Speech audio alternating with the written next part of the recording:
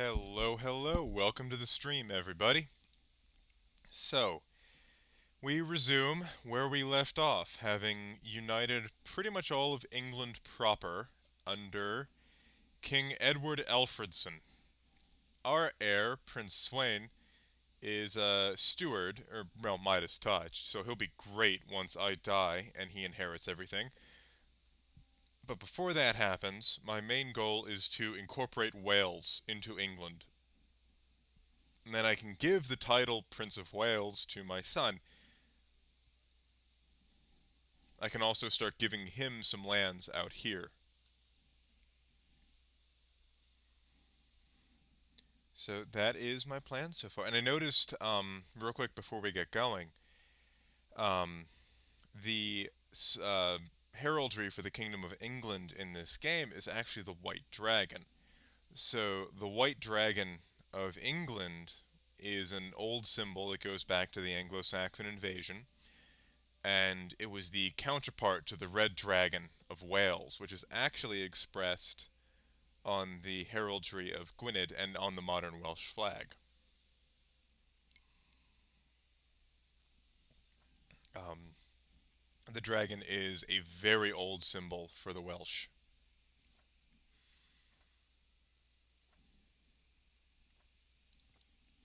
So let's get going. And actually, the man who was the historical basis for Merlin was a poet who wrote a lot of stuff to sort of steel the Celts as they struggled against the Anglo-Saxons. And in one of his sort of poems or visions or dreams, um, he talked about the Red Dragon of Wales defeating the White Dragon of England in battle. Alright, what's going on here? Yeah, I will help you fight back the Vikings. Raise the armies, our Irish allies need help.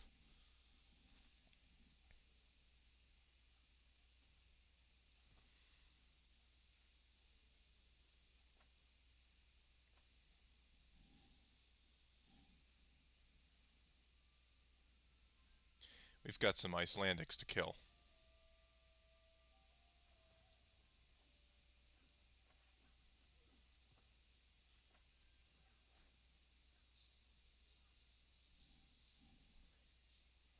There we go. Die, all of you. We will restore Ireland to the Irish and try to marry our dynasty into theirs. With both dynasties together, we might be able to absorb Ireland peacefully.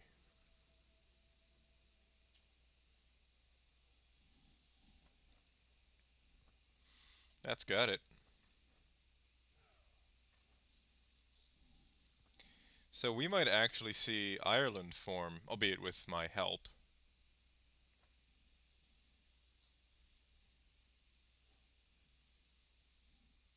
Alright, or not. He has splintered it off. Unless, no, that is not for his heir.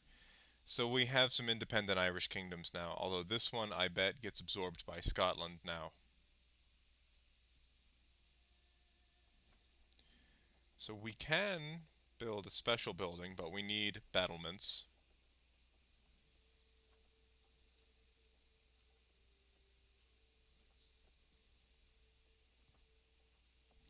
And we're still kind of held back by our technology level. So I think what I'll try to do is cultivate a learned member of my dynasty soon. Because I want battlements, but we can't get battlements until we get into early medieval.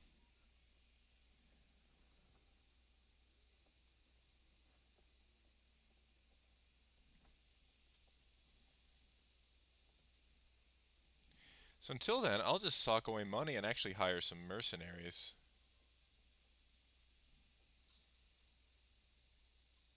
I can afford some of the really good ones with this kind of money.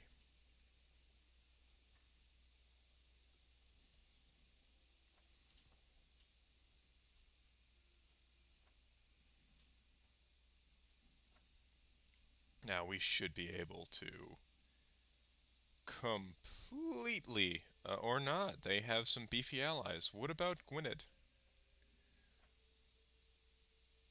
Who are you friends with? Ah, they've both allied with the King of Scotland. This is a problem.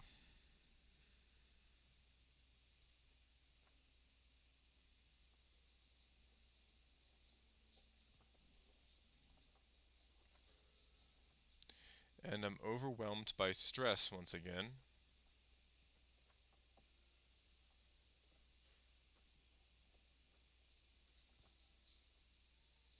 The Duke of Huike. I am going to be butchering these pronunciations, just a heads up.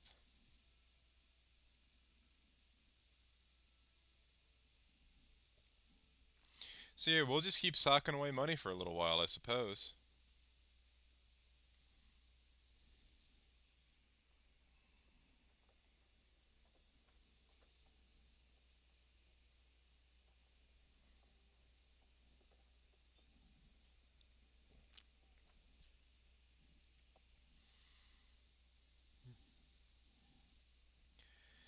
We don't have the most men in the kingdom, but we do have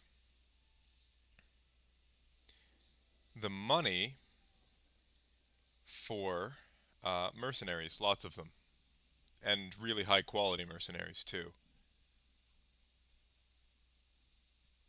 And at the very least, we can enjoy these sexy borders for right now.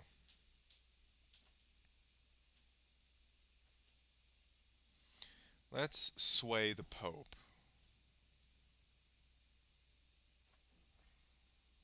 Comfort of a friend, that is nice.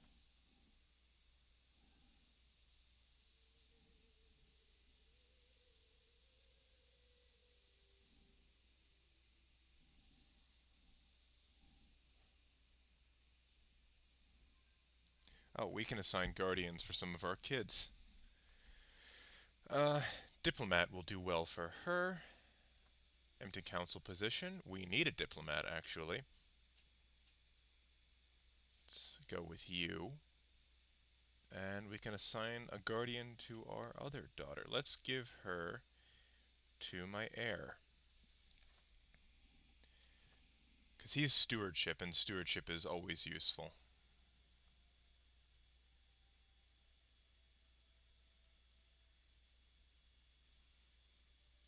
So Mercia is my biggest vassal. But even he has a fraction of the men that I have. I can found a holy order.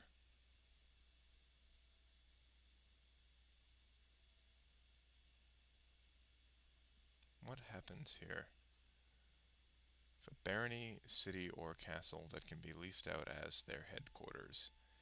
Well, I don't really want to do that because I have these fantastic baronies here. What are you fighting him over?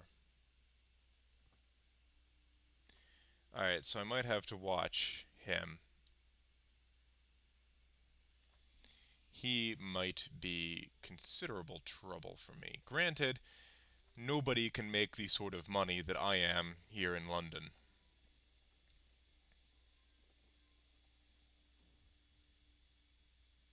Embrace God, and this shall be your home.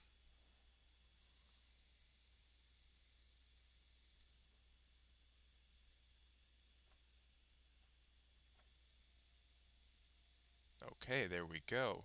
Who'd they lose? Or, okay, King of Scotland must have died, because I can definitely beat this alliance.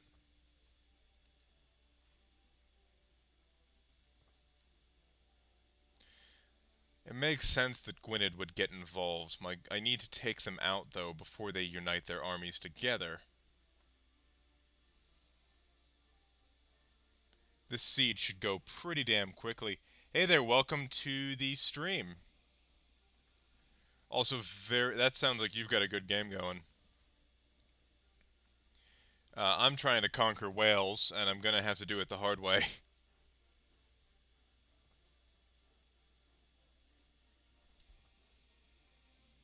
Also, that is a good way to handle that situation.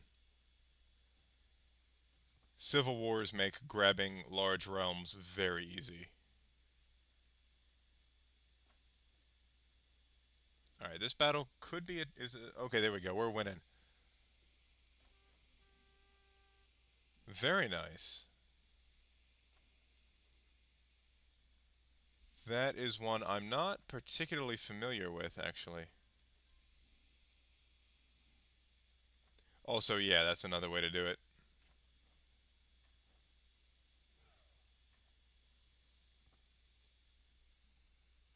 That allows me to actually give my son some land. Grant titles. I'm fairly certain you can invite claimants in this game too.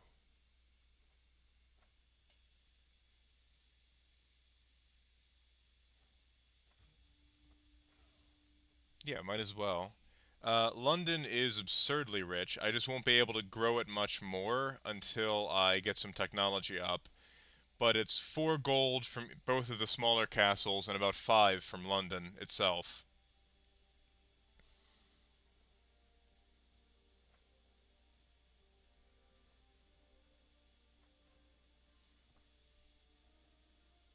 Oh, I can ransom a bunch of people. Ah, I gotcha. Yeah, it takes armies a little while to replenish in this one.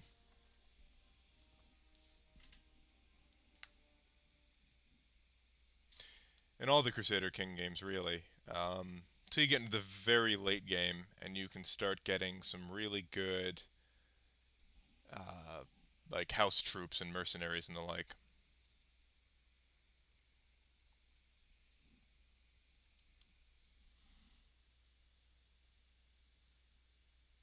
Hmm.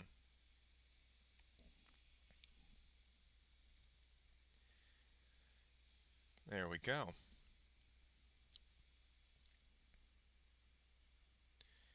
Disband you guys and give that to my son as well. I mean, yeah, that's forming an empire early is nice if you can manage it. And that's my goal. Once I have Britain united under my rule, I'm probably going to try to conquer the rest of the North Sea basically, and go for Iceland, Norway, and Denmark. I'm doing the opposite right now, actually. Welcome to the stream. I am playing as the descendants of Alfred the Great, kind of going into some of the history of the Anglo-Saxons as well. And right now I am trying to unite all of Britain under my rule.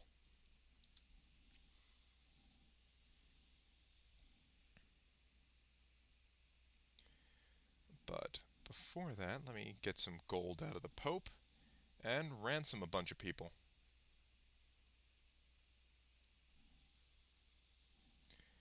Uh, that would be really difficult to do with the all the mechanics around India in this one. Like you'd have to go over land to actually get to India, so you'd have to literally walk. Well, it might take you by ship to the Middle East, but then you'd have to walk from Arabia to India.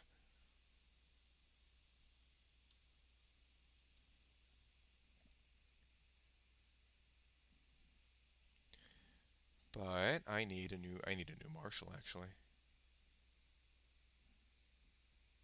Let's go with you. And I need county control. Actually, no, I don't. Not in my personal territory. But I will send you to grab some claims for me.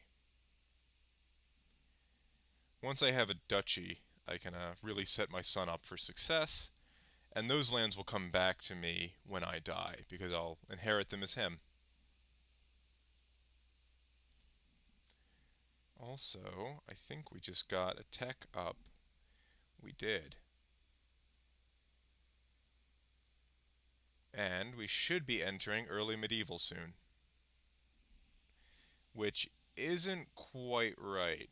Um, so early medieval typically ends around 1066, thereabouts. So we'd be well into early medieval at this point. This is another option. I mean, there's a lot of fun, weird stuff you can do. And what is going on here? Is he? Ah, I see. Well, that's none of my concern. It weakens him, and he's one of my strongest vassals. So that makes me very happy. A lot of civil wars going on. Doesn't threaten my position, though, so I'm not really going to be helping these people much.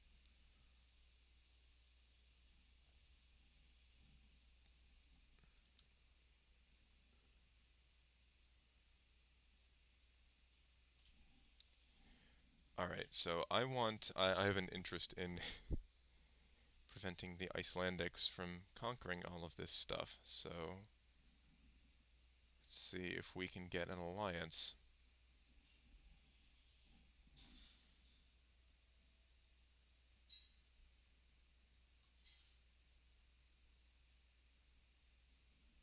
Let's ransom my children.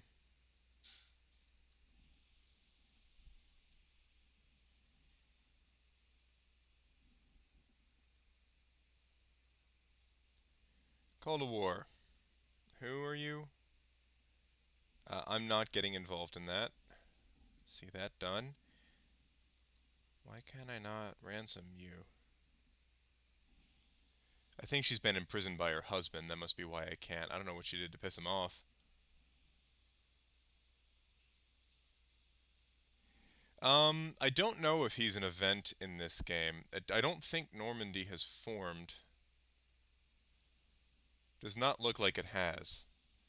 Um, so the main reason the Anglo-Saxons were not able to fight off the Normans all that effectively is, well, he brought horses to the party, and the Anglo-Saxons were never particularly great at fighting from horseback. So they fought. He brought something that they really had no counter to. There was no tradition of horsemanship among the Anglo-Saxons, and I'm overwhelmed by stress. Crap. So Anglo-Saxon knights would typically fight on foot, so they were kind of outmatched by superior French cavalry.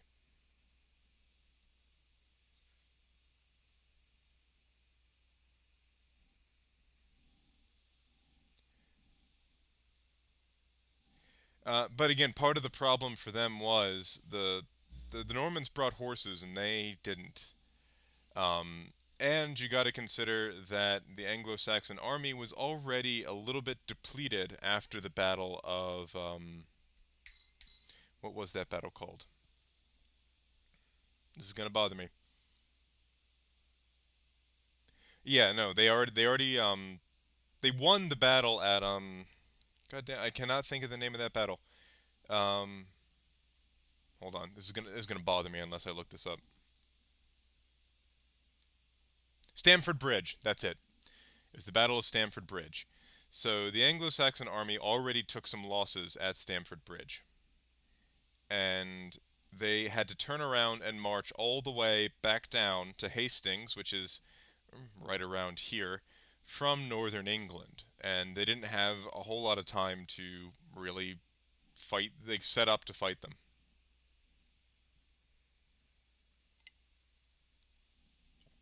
Now, had William the Bastard been not been delayed by winds, which is actually the main reason that the Normans arrived late, is the poor winds over the channel set them back. But if they had arrived, yes, yes, he is. I'm really happy that that guy survived throughout all of it. Like his record of him survived. He hopped onto like a piece of a barrel and floated under the bridge and started stabbing his spear upward into the groins of some probably very irritated Vikings after the fact.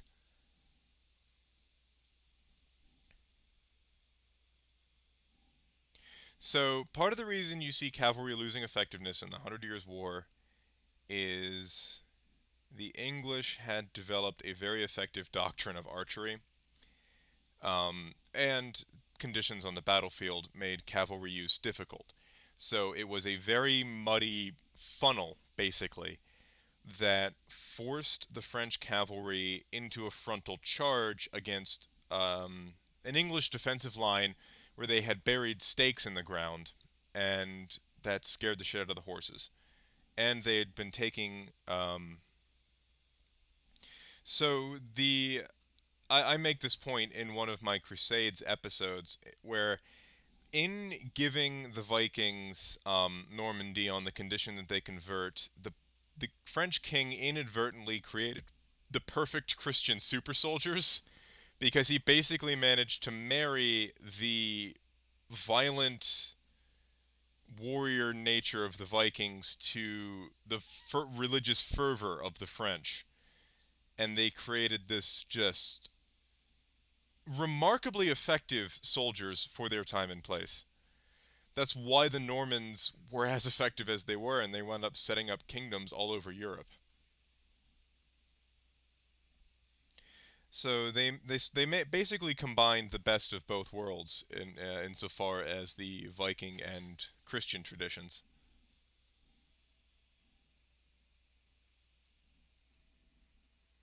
Also, that is some really nice income coming in off of London there. So we're not too far away, and then we can grab battlements and really start building. Um, what is a Viking but an ancient Florida man?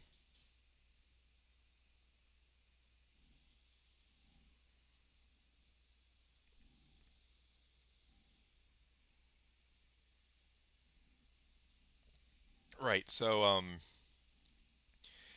the Normans were Norwegian Vikings originally, who raided their way. Actually, they were Danes. They raided their way all the way down to Paris in the ninth century, and in exchange for peace, the Vikings, who were led by a man called Rollo the Walker, were given Normandy in exchange for peace. Um, on the condition that Rollo the Walker and his court convert to Christianity, and most of them wound up taking French brides after the fact. So from Normandy, the Normans basically acted as coastal defense against late Viking raids for the French. Because who knew Viking tactics better than Vikings? And it also provided a remarkably hard target to the north of France that the Vikings had a hell of a time actually hitting afterwards. So from there, the Vikings, the Normans got around, and they actually established a kingdom in southern Italy, the Norman Kingdom of Sicily, and it was largely Normans who ruled the Kingdom of Jerusalem post the First Crusade. England was probably the largest of the Norman realms, but it was certainly not the only one. What's up? I can get a claim on the whole duchy, so I will do that.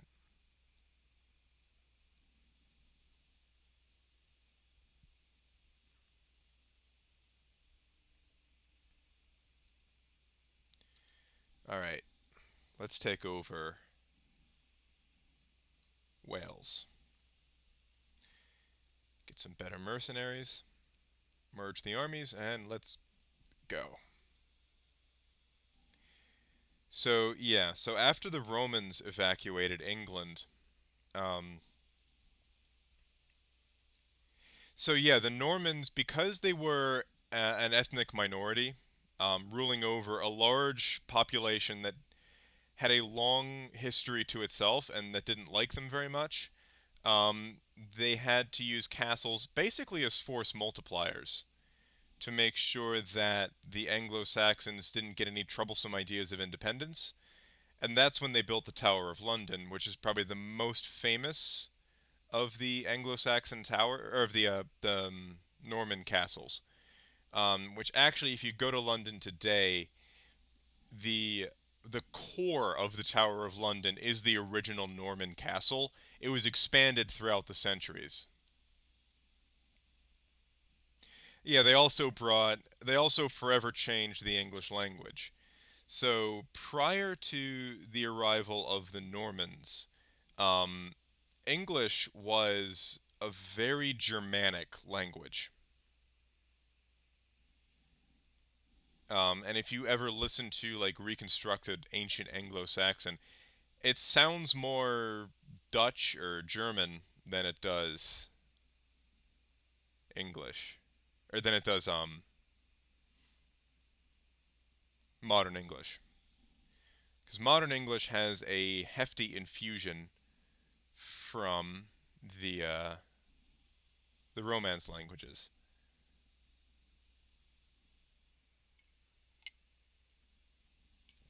and the main reason for that is that um, French became the court language under the Normans. They didn't adopt Anglo-Saxon; they spoke French in court, which of course pissed off a lot of the Anglo-Saxons, who had a very strong independent streak. Also, we just absorbed all of this. So I'm going to give most of that to my son.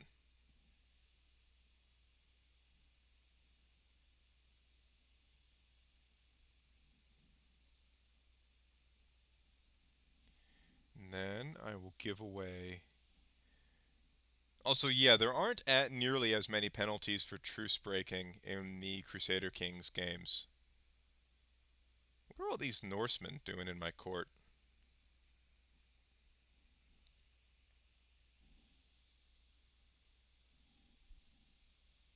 Definitely, and if you that's why English has so many words for those sort of things because it's English is the bastard of a lot of different other languages.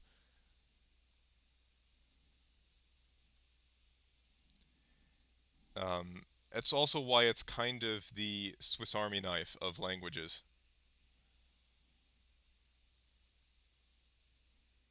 Also, that is definitely the plan.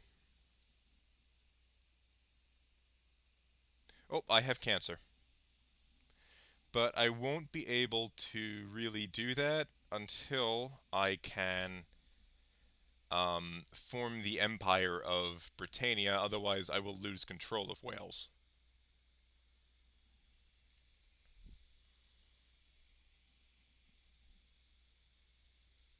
But I have cancer, so I'm not long for this world. But I will be leaving my son a shitload of money and a very good diplomatic position. And he'll have plenty of relatives he can give the Welsh lands to. How old is he actually? Alright, he is 37 and he is a really good administrator.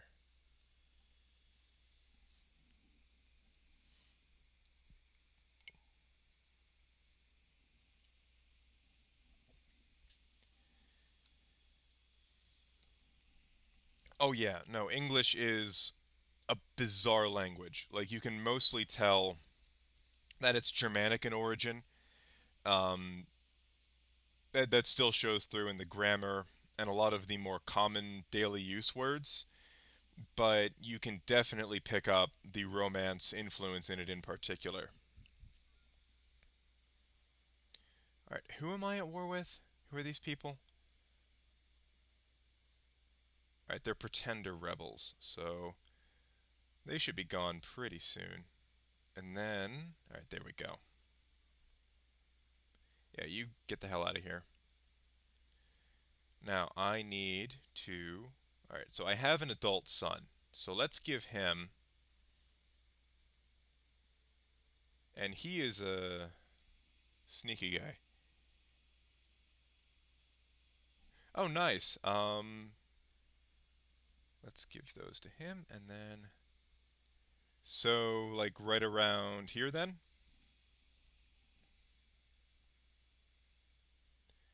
Let's give him that title, and there we go. And disband these guys. Yeah, not quite. English is a bizarre language. Linguistically, it's simultaneously it's. I've always thought of it as one of those languages that's sort of it's easy to pick up a little bit of it. Okay, I gotcha. But it's difficult to master simply because it's just such a weird language. So you can pick up enough to be like functional relatively quickly, but mastering the language is difficult. Also, we have a faction against another claimant. Is she better than me? No, we're about on par, but I don't want her getting any ideas. So I've got plenty of money to hire mercenaries, which is exactly what I'm going to do.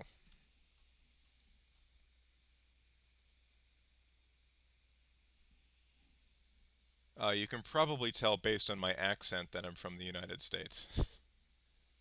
Let's extend that contract.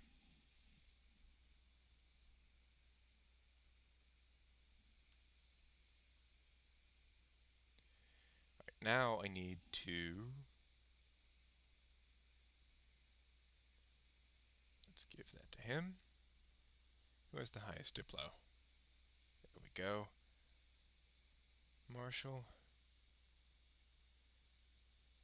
Go. Yeah, no, that's the other weird thing about English. I've studied other languages. I've never been particularly good at any of them, but I've studied Russian, Chinese, German a little bit. Um, all of them tend to be very strict in their rules. Whereas English, it's the, the rules are made to be broken, I suppose. Also, yeah, I bet it is. I bet it is pretty late where you're at.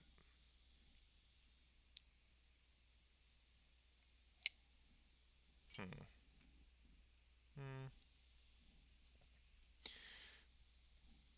Okay. Iceland has moved to Ireland. This is a cursed map. This is just disgusting. It looks like Khazaria is going to be Russia. The Byzantines have this weird chunk of Ukraine. France is a shit show. Asturias is looking pretty thick, but for some reason the Italians are in Spain. Um, this is this is just cursed though. Why? Oh, Vikings, I guess.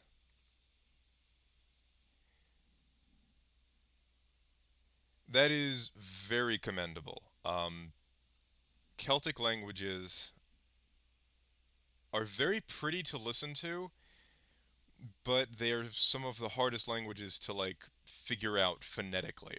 Like, I mean, you can look at sentences or road sign. Like, I went to Ireland back in 2016, and there they put the signs in Gaelic, which I know is not the same as Welsh, but they're of the same family. And some of those names, I was like, how am I supposed to pronounce that?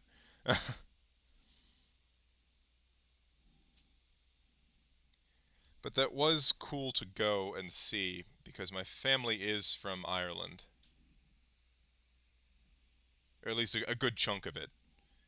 No Americans are pure anything, but a good chunk of my family is from Ireland, so it was cool to see. But I will say one thing as an American when I go abroad in Europe,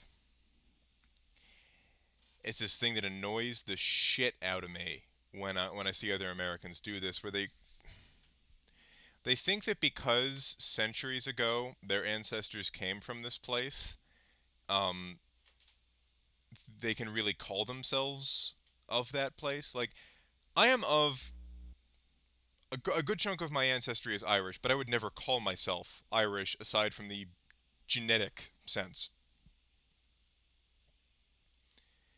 I gotcha. Honestly, that's a bit how Russian was. I was actually pretty good at Russian. The problem is they stopped giving classes because there wasn't enough interest in it. Um, Russia is one of my favorite countries' history to cover. So I started a series on them, but I was unable to finish it. Um,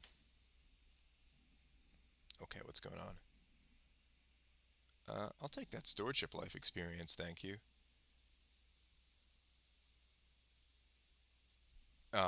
But yes, so I encounter this every time I've gone abroad. I've encountered an American who thinks that because centuries ago their family came from that place, that they can really claim to be of that place. Exactly. Like I have all of my life experience is American. I cannot claim at all to understand what it's like to be Irish in the Irish sense. Like um, Irish American, sure, but that's very different from Irish Irish.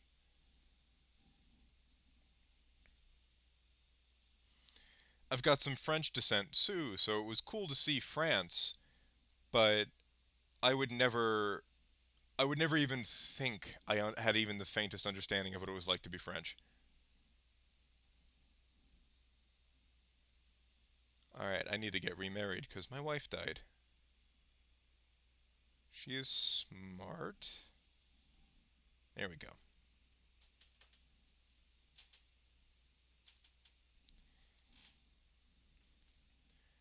It's like I once my uncle has gotten around, and he used to know this bartender who was proper Irish, like he came over here from Ireland. Actually, I went to France, didn't see one mime. I was a little bit disappointed. But my uncle knows well, knew. I don't think he's around anymore. This Irish bartender, like properly from Ireland, immigrated here sometime in the late 90s. But one guy asked him for an Irish car bomb, which is a mistake, and that's a drink over here in America. But to him, it meant family members who had died. So he pours this guy 2 pints of Guinness, knocks them over on his lap, and says, "There's your Twin Towers, motherfucker," because it's the same thing to them, at least. It's a lot of Irish people, especially back then, knew or had somebody who like they knew of somebody or knew somebody who had died during the Troubles, which is such a mild name for what that was.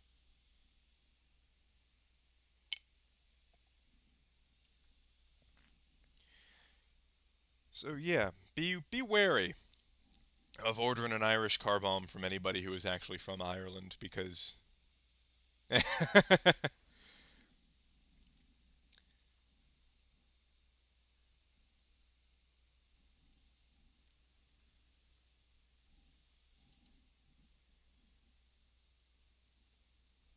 actually you do meet more Irish people than you might think in America. My favorite bar to frequent in college, there was an Irish bartender who oh, I gotcha. I would imagine that's a sore subject then for a lot of English people who have relatives who were there.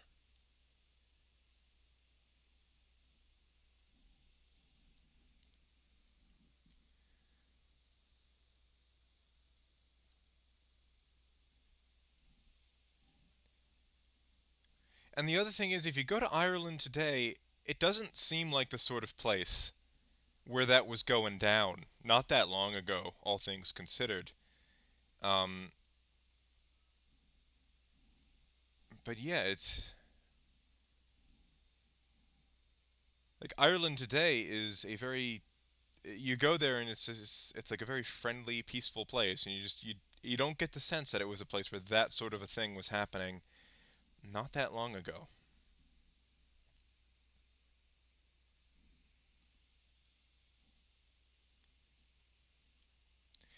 Unfortunately, we didn't get to see. Um, I know, like that's one thing that I was actually in London a week or two before the Brexit vote, and let me tell you, it was a weird situation, like a weird political situation to observe as an outsider looking in. Um, But that is something that I imagine concerns a lot of people about what's going on there.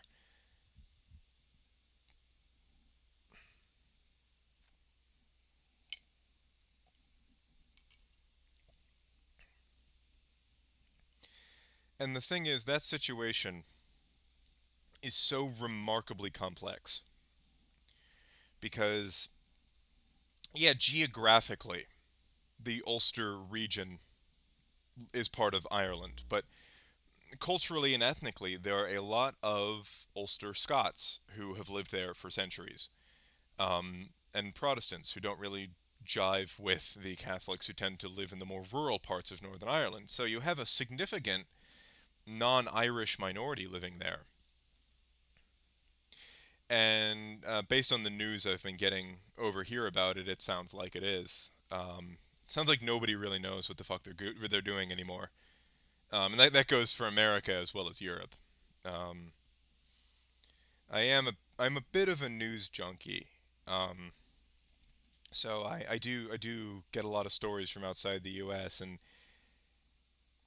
one thing it's shown me is that really nobody knows what the fuck is going on anymore, regardless of where you are. None of this makes sense to anybody.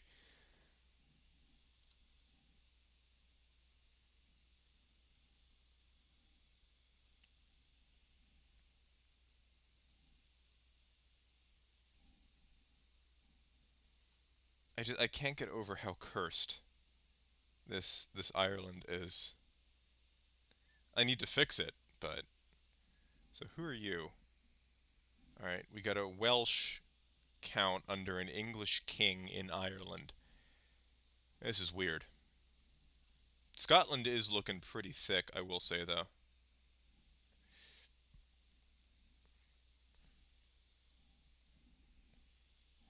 Actually, speaking of Scotland and Brexit, I have a buddy who's going to be doing a study abroad in Scotland next year. So hopefully Scotland is still part of the UK by then. Or actually, it's later this year. So hopefully Scotland is still part of the UK by then. Otherwise, he'd probably have to redo all of his paperwork.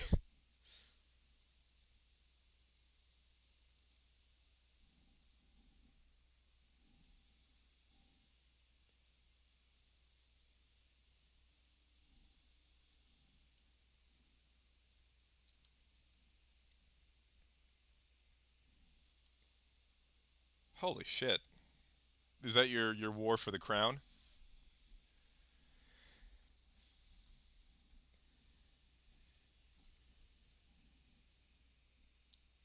And it's issues like Northern Ireland, problems that are centuries old. That I think myself and I gotcha. Okay, that makes sense. That they would look at themselves as both Irish and British. Because I do know there is a big difference between like British and the constituent ethnicities that kind of blankets. Um, let's go with athletic. Athletic is a good trait to have. Um, I will say one thing that was very cool as an American who got to see a good chunk of Europe is there's a lot of World War II stuff that was very cool for me to see because I had relatives who fought in World War II and like got to like fought in Europe and what is going on? Who are you? Oh crap. Well, that didn't work. Well they did, and that's part of the problem.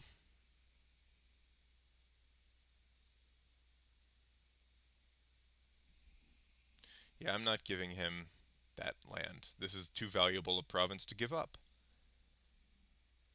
But I can get more stewardship.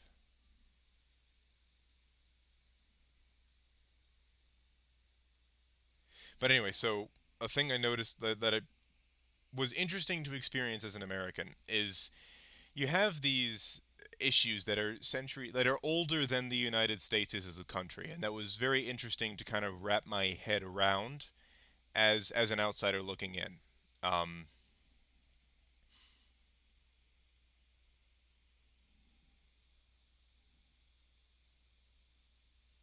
I gotcha.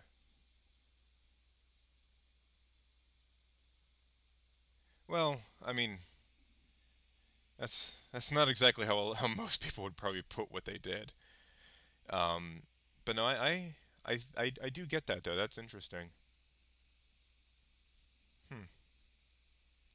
But again, it's things like that that are go back to before the U.S. even existed as a country. That I had an interest. I was an interesting time wrapping my head around it. Or like when I walked into Notre Dame Cathedral for the first time, I was like, this building itself is older than my entire country, and that was a wild thing to think. Um, that here's this building that is quite literally older than my entire country. It was humbling in a way, realizing just how young the United States is. Because over here, old to an American is like 17th century. Like that's about as old as it gets for us. Like I live on the East Coast, which is the oldest part of the country, and I mean, old for me is like Annapolis, which has some buildings that go back to some of the first colonists in America, and that is, oh wow, it shattered. Huh.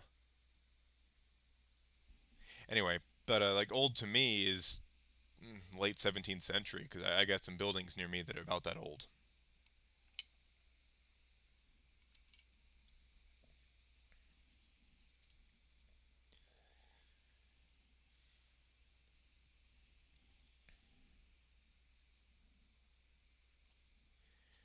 That's why I think more people ought to travel.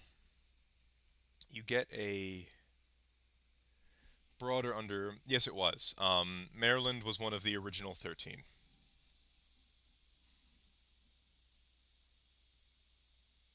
I understand that. And hmm.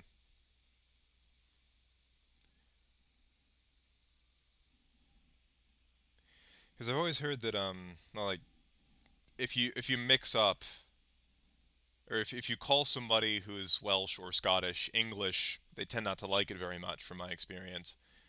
Um, but I do understand that. Actually, what is going on with my air situation? Okay, so he's pretty good. It really is an interesting one, and I mean, the closest thing we got in America, I would say, is sort of regional identities. So this is an interesting thing. Speaking as a Marylander, Maryland was one of the first colonies. It was actually originally set up as kind of a. It was very early. Basically, Maryland was set up as a place to deport Catholics. Maryland is where they were sent. The root of Maryland is Queen Mary, Mary Queen of Scots. So Mary's land is where it came from. But originally, it was just kind of where Catholics and other religious minorities were dumped early on. Um,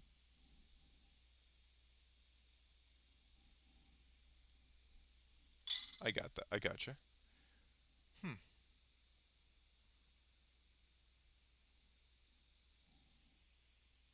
Yeah, I would wager there are a fair number of Americans who couldn't point to Wales on a map or would be very confused if you mentioned it as a constituent part of the UK. But part of growing up in Maryland is you exist basically on the border between the North and the South, between the old Union states and Dixieland. So you kind of have this. I'm fairly certain it was Mary Queen of Scots. I could be wrong, but I'm fairly certain it was Mary Queen of Scots who it was named for, because she was Catholic and it was a place to dump Catholics, basically. Um, so Maryland has always culturally been kind of torn between the North and the South. And you could see this during the Civil War, where Maryland was one of the only states that had units on both sides of that war.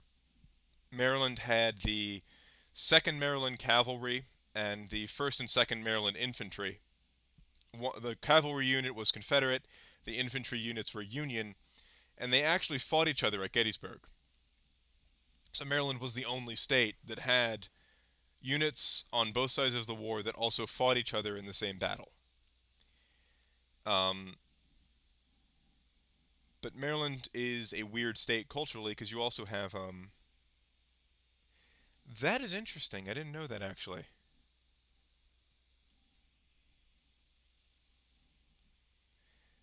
The one signer that we know best here in Maryland is John Carroll, who was the main signer from Maryland and the only Catholic to sign.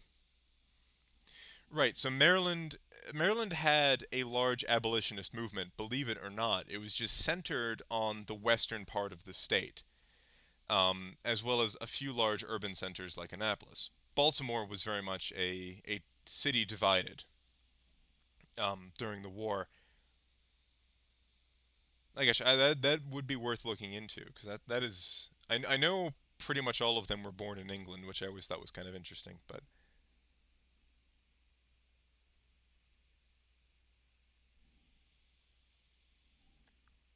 I mean, basically, I make the joke all the time that the Americans as a group are like a selective breeding program for the entire rest of the world's degenerates, lunatics, outcasts, and weirdos. I mean, it's worked out pretty well for us so far, I would say, but we're a weird country in a lot of ways, and fairly unique among other post-colonial countries. Are you actually considering coming over here?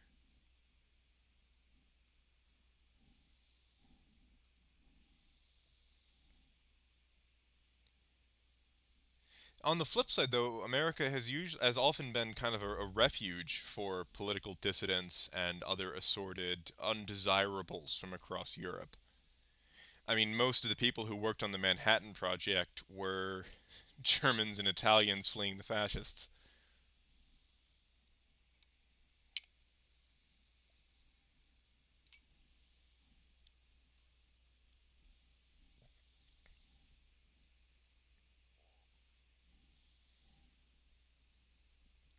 Okay, how did you break out? I gotcha. I can understand why people think like I mean, I grew up here. Um, America is home. I could never see myself being somewhere else. Um, I look at it this way. Like, I mean, as a historian, I've often referred to the peoples who, the people of America. Um, it was one of the first. The Netherlands, I believe, was the first, but America was one of the first countries that really had to put it to the test because America had a huge Catholic minority even from the beginning. And America has always been very culturally and religiously diverse. So, if it was going to function as a country, it would need religious freedom enshrined in law. But I refer to sort of if you want to call it like an American ethnicity, or rather, there are two of them. There's like African Americans, who are very ethnically distinct from Africans from Africa proper, and then you have European Americans who are so mixed up, most of them really couldn't trace their origin point back to one European country. There are probably a handful of them, but they're the extreme minority. I mean, we only exist because America exists. So I refer to these sort of ethnic groups that arose as a result of the mixing of people in the Americas as the children of the New World because we couldn't have existed anywhere else.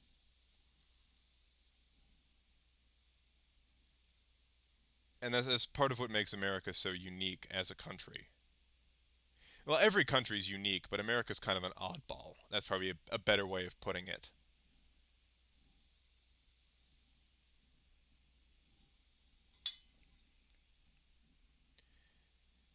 I'll say it's a weird time to be a patriotic American, but I do love this country dearly.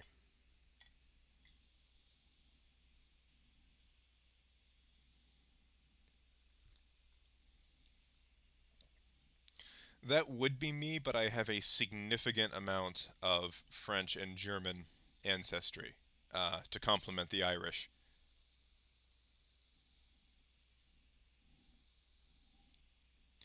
But like I get misty-eyed at the 4th of July.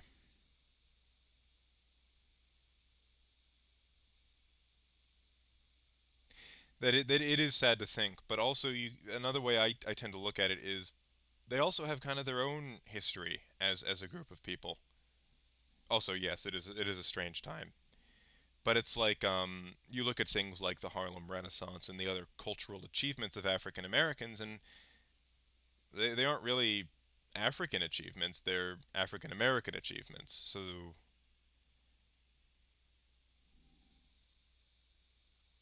that that sounds like a really cursed map.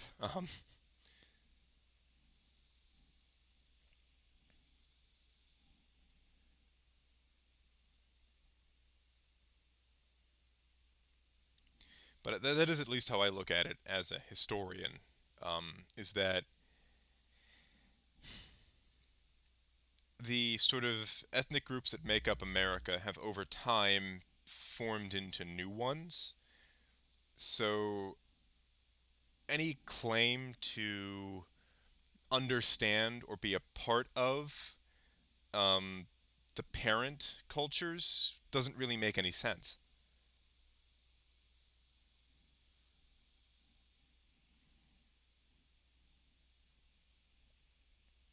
This is the United States is the only home that most Americans have ever known, and that's true for centuries, honestly. Like my family, my earliest ancestors in the United States were German mercenaries who defected from the British and fought for the Revolution. I also have some French ancestors who were here before in French Canada. Um, they were actually here before the Germans got here and fought for the Revolution. Um, I know some people who can actually trace their ancestry back to the Mayflower, which is wild. Um,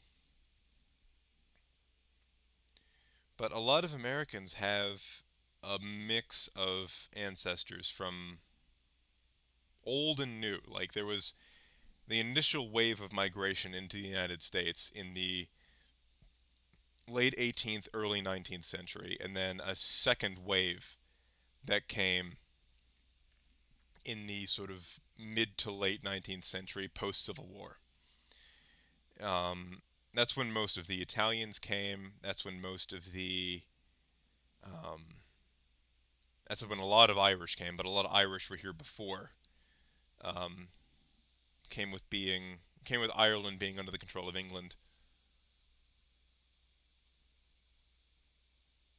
I didn't know that. I always thought might be a bit easier to trace it back in Europe because most American records only really go back to like the 17th century at most.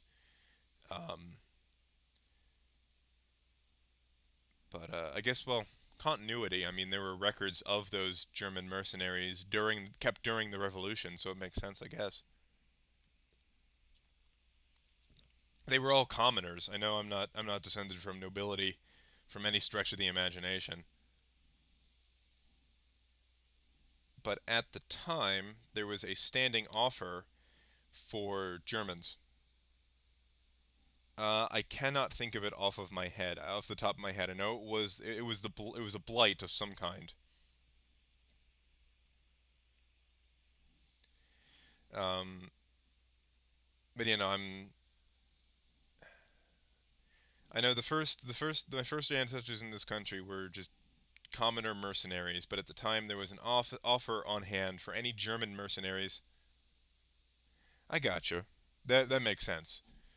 Um, but at the time there was a standing office offer for all mercenaries, because the Continental Army was in bad need of experienced soldiers and especially officers.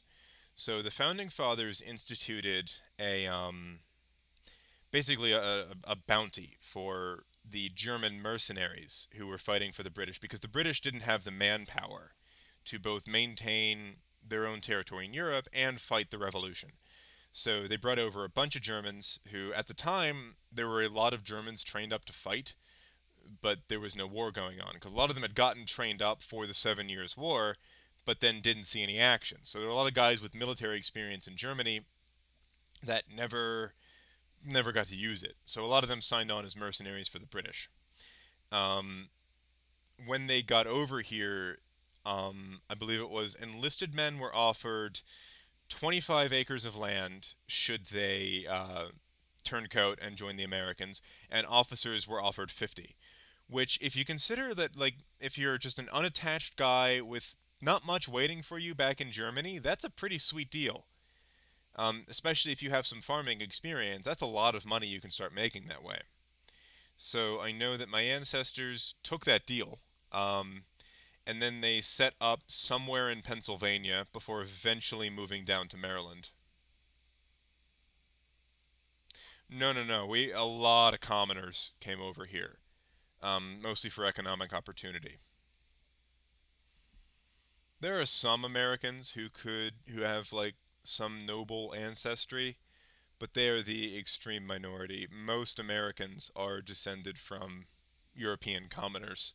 It's like I said, if you had something going for you in Europe, you weren't really going to um, abandon all of that to go 3,000 miles away on a one-way trip. Most of the people who came to the Americas and stayed here didn't have anything for them back in Europe, so they wouldn't have been nobles. Largely, they were commoners or people with a sense of adventure, or people who just didn't want to stay in Europe for whatever reason, and who had the money for a one-way ticket over.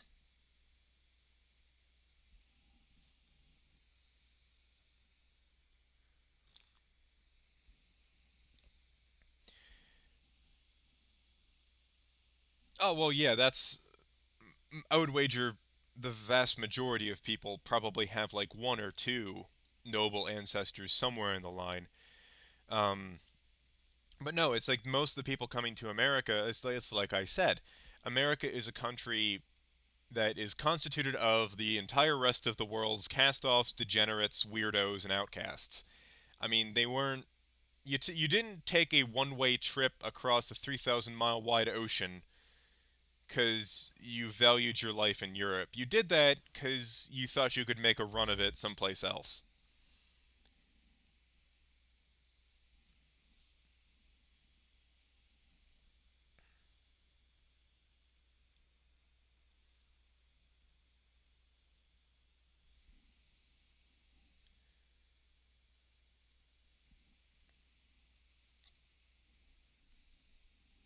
Now, you can get a rough idea of what European group you came from based on where you are in America because different groups of Europeans settled in different places.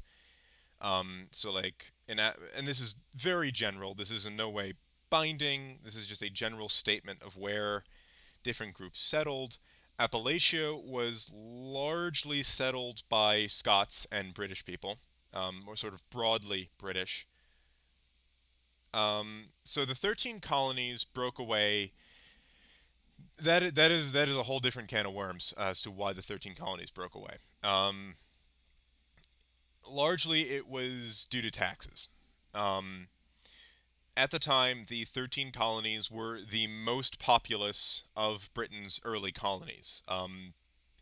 We were the golden goose, basically. We were where a lot of money was coming into England, largely from taxing goods exported from the American mainland. The problem was these American merchants were being taxed despite having no representation in British Parliament. That's where the phrase taxation without representation came from. And over time, the taxes just really started chafing on them. And now, part of the oh, sure, definitely, I'm very happy to have this discussion. So the taxation without representation pissed the sort of nascent Americans off, and sort of led to a growing sort of separatism from England. Because the thing is, a lot of them had been here for a while and didn't necessarily look at themselves as English. They looked at themselves as something new, i.e., Americans. Whereas I think a lot of the Canadians were much more recently over from England. Um, but Canada also didn't have the sort of population that you would need to wage a full blown revolution from the parent country. Another thing is early America is one of those times and places where you just have a lot of really smart people showing up in one place at one time, and that tends to not be very great for. It didn't, but Canada was much more sparsely populated than the United States, or early, or like 13 colonies, so they were much more dependent on support from England. Um, the 13 colonies had grown at the by the late 18th century. The 13 colonies had grown to the point where the economy was pretty self-sustaining and relatively large on its own, and they had the manpower that they weren't really reliant on the British for defense. Another thing that irritated the colonists about the British is, well, a lot of early Americans came over to get away from the crown and the rules. So those were the ones who typically went out west, out, and this is the old west. So that's not the old west of Hollywood, like the old west. This would be like Kentucky, Tennessee, the Ohio Valley, and the like. And also, yes, a lot of loyalists to the crown left the 13 colonies for Canada after the fact. So Canada had a large loyalist faction because of that. Um, but yeah, another I would say the main reason though is Canada was much more dependent. And also, yes, so the French do typically not get enough credit in helping us for the American Revolution. And this is something I know personally as someone from right around Baltimore. There is an enormous naval battle fought on the Chesapeake Bay, called the Battle of the Chesapeake, where the American contribution was largely a bunch of merchant vessels with guns strapped to them, and the French brought actual warships, which allowed the colonials to actually stand a chance in that battle. And then you have General Lafayette, who was an integral part of the war effort. You also had a number of Germans who came over and helped out, not just the mercenaries, but also a significant number of officers who came out and were in a similar capacity to Lafayette, um, acting as military advisors to the Americans. But I would argue that by 1776, America had already kind of become its own country, apart from England. Because when you consider that the first sort of early Americans had gotten here in the early 17th century, also, yeah, a lot of Americans. This is this is something that it irritates me, and nobody really respects this. But France is literally America's oldest ally. They were there from the beginning. Um, they helped us out during the revolutions. They were literally our first allies. They were one of the very first countries to recognize the United States. Most of the rest of Europe didn't recognize the U.S. until after the war. But France and a few German principalities did recognize the United States as a new nation. But where was I? So why did the 13 colonies break off? So taxation without representation was a big one. Um, a lot of Americans were veterans of the French Indian Wars slash the 7 Years' War. Americans call it the French and Indian War because that was our experience fighting it, but Europeans typically call it the 7 Years' War. Also, yes, that was a big part of why France was America's first ally. But post revolution, the nascent Republic of France and the United States had a lot in common. Thank you for following. So yeah, this is what I do here. I mostly ramble about history while playing map watching games. Um, so post French Revolution, the U.S. and French had a lot in common politically. Um, and that's part of the reason for the continued good relationship between the two. Um, but early on, yes, it was that the French viewed an independent United States as a serious thorn in England's side. And actually, for as famous as they are, people like Benjamin Franklin and Jefferson actually spent most of the Revolutionary War over in France, which I always thought was kind of funny. And Ben Franklin was, yes, Jefferson and Franklin both were sent over to France, and actually Franklin in particular became very popular in France. Um, he also loved his French whores. Franklin was a prodigious whoremonger, and he had several favorites who were half his age. The man got around.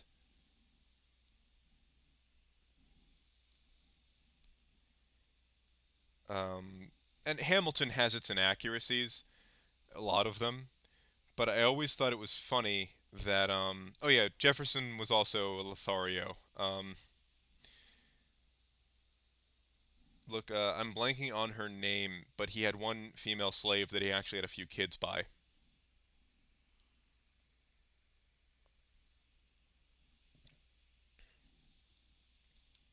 Both of them were pretty horny dudes. As an American, I can say that, as an American who leans much more towards the small government, more libertarian-minded side of the political spectrum, I respect Jefferson immensely as an academic. Um, a lot of sort of American style liberalism came out of his head. Him and James Madison. Also, yeah, but Jefferson did have a taste for women. But no, both of them were over in France during pretty much the entirety of the Revolution. Because it was real hard to get back across the water while the British Navy was hunting for people important to the American war effort. I mean, kinda. I know that also most accounts of Benjamin Franklin's life say that he was also, in his younger years, before the sort of fat man that we remember today, he was a very capable athlete, um, but not a. Also, my council is empty. I need to fix this. Let's have my son as my spy master.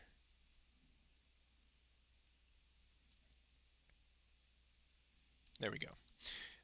So yeah, they were basically frat boys. That's actually a decent way of putting it. But the smartest frat boys you've ever met. Both of them were ingenious people. And actually, if you ever get the opportunity, if you're not from the states, if you are from the states, definitely do it. Although I know it's a haul for a lot of people, but Mount Vernon is definitely worth a visit. Not the one in Baltimore, though. Although it is a pretty part of town, but Solzhenitsyn is interesting, and I haven't read as much of him as I would like.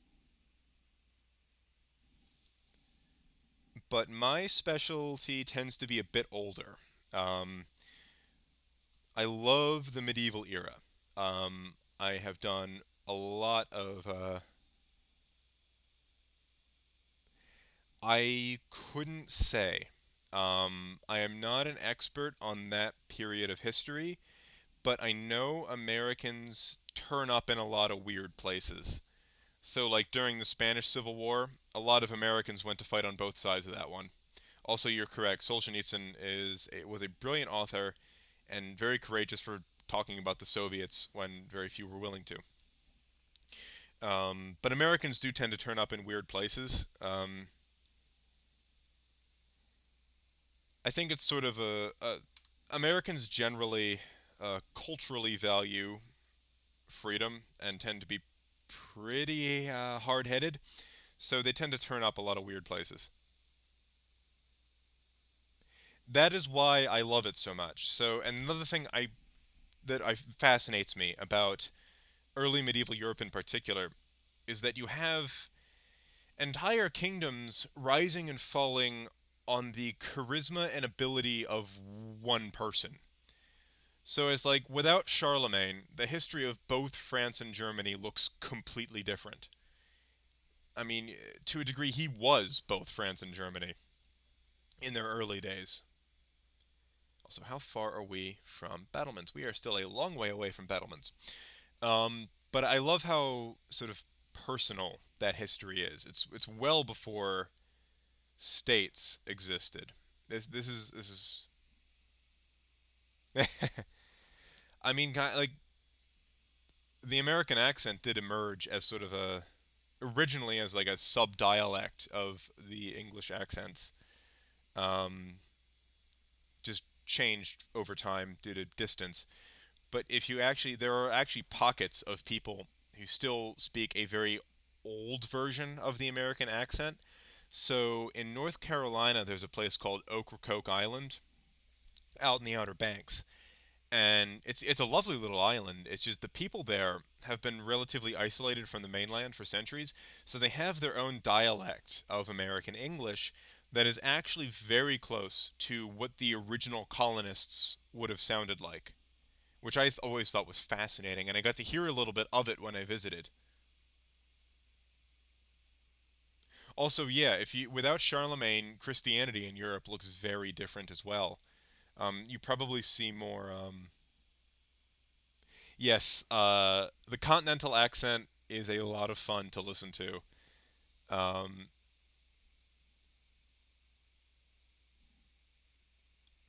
so pirates are another interesting bit of history that also, yeah, that is Sweden is one of those great what ifs where it almost became a great power. I mean, it was for a little while, but ultimately it couldn't counter Russian manpower. That was the main thing. Is they encountered a very similar problem that a lot of people have encountered in fighting Russia, which is they have more people than you have bullets. I mean, Napoleon learned that. The Germans learned that. The Russians have more people than you have bullets. And no, you can't beat the Russian winter. But yeah, so Charlemagne, yeah, and they can infinitely fall back into Siberia is the other thing. Um, the logistical lines you would need to actually conquer Russia, moving from west to east. I don't think there's a single army on the planet today that could even sustain that. It's just not something you can do.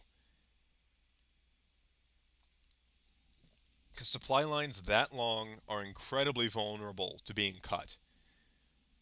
I mean, that's Napoleon learned that the hard way. So did the Germans.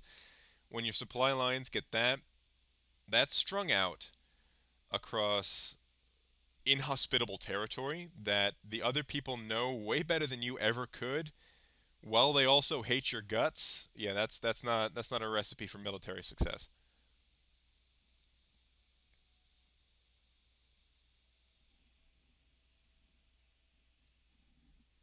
Oh no, I'm not. You can outnumber the Russians in an individual army, but the Russians will be able to replenish those losses far more effectively than you can, because Russia has always had enormous manpower.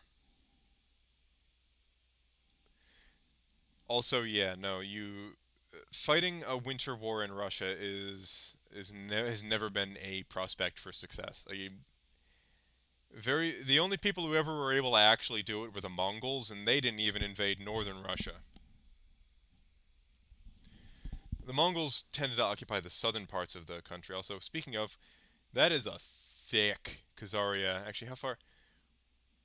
That is the largest Jewish state I've ever seen in Crusader Kings.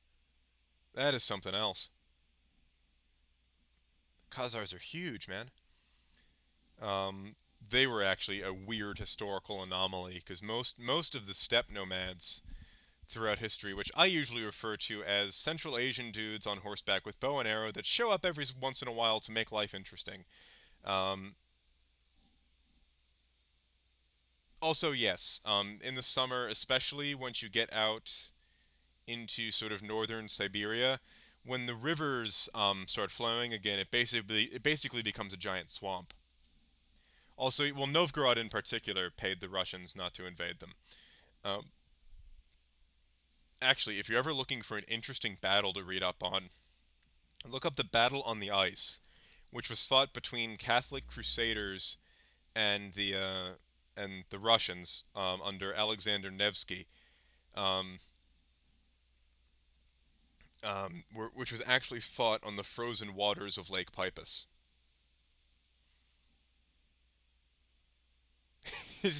You made me think of that "God is a Serb" meme. Um, but no, so Lake Peipus right here, there was actually a battle fought at the narrowest point where the soldiers actually ran out onto the frozen waters of the lake to kill each other. It was pretty fucking metal. Um, Definitely one worth studying. Also, um, Sweden is in Estonia and Latvia. That is that is disgusting. Where even is the rest of Sweden? Oh my god. Ugh. That is horrible border gore. Also, yes, Russian history is fucking wild. Especially if you ever want some real life Game of Thrones action, read up about the history of the Romanovs.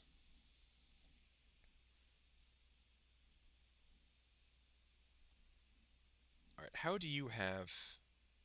Okay, he's allied with the King of Denmark, so I'm gonna need some mercenaries. Good thing I can afford all of them.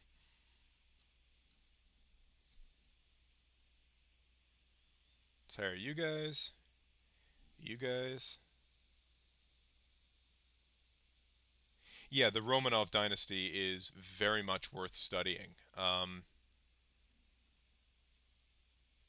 They were like real life Game of Thrones. So much backstabbing. If you love shady politics, you'll love the Romanovs. The Rurikovs were the longer lasting dynasty, but the Romanovs are probably the most famous one because they were. Russia's weird in that they only ever had two imperial dynasties. Oh, do not worry at all. I have another Argentinian listener who's on here quite a bit, and yeah, forget it. Forget about it. Don't worry about it. Also, yeah, communism destroyed Russia. Um, they could survive centuries of invasion and conquest and brutality. They could survive the Mongols, but they couldn't survive the communists, and it destroyed what Russia was. All the beautiful cultural achievements of the Tsardom kind of undone by the communists. And it's like I've studied the Soviets, and they would make Hitler blush with some of the things they did. And it annoys me how they get a free pass just because they fought the Nazis. Just because they fought Nazis did not mean they were good guys. They were not even a little bit.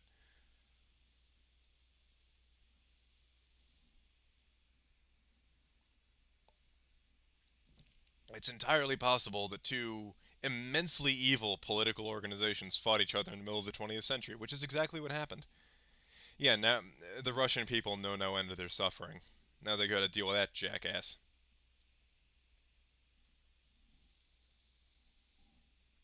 And also, yeah, the White Army had the chance to win that.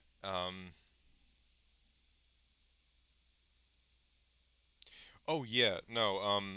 The single largest killer of Chinese people in the last century was Chairman Mao. Millions died because of his fucking idiotic policies. And yeah, there's not as much ideological distance between fascism and socialism as they would like you to believe. Um, they're not as different. Yeah, and although if you want to go like per capita, Pol Pot was the deadliest, just for number of his own people killed. They never have. They've never not had an authoritarian in charge. except for Yeltsin was kind of not particularly authoritarian, but the country almost imploded under him. So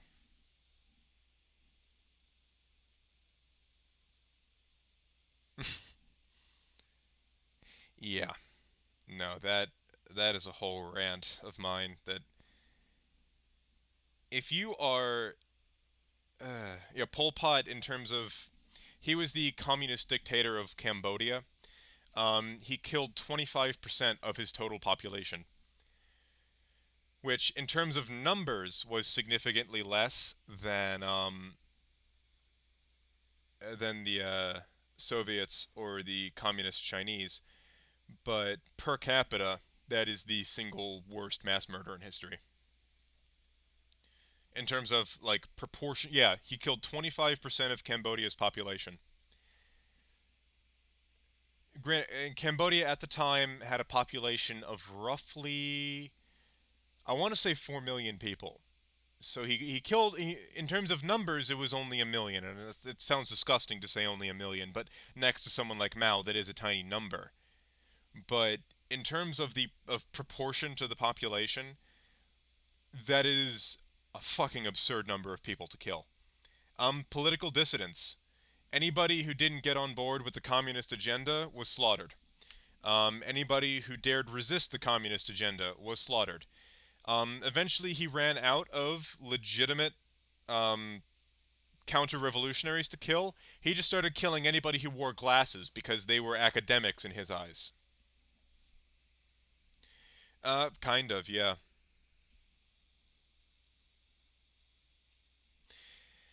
Well, it's not going to be great either way because typically when it comes down to ideological wars, it's the person willing to go the farthest that wins.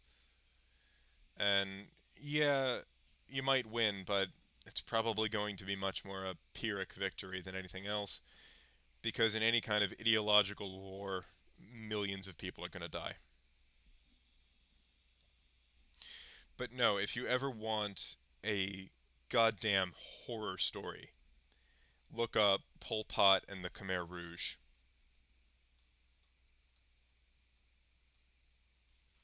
And the worst part is, most of the people in charge of that regime didn't ever really get their comeuppance. They died of natural causes.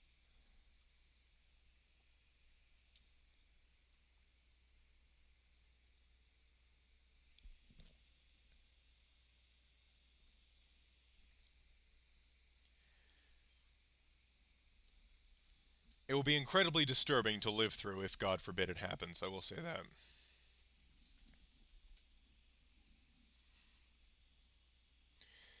That is one thing that is very depressing about the study of history is you can see people.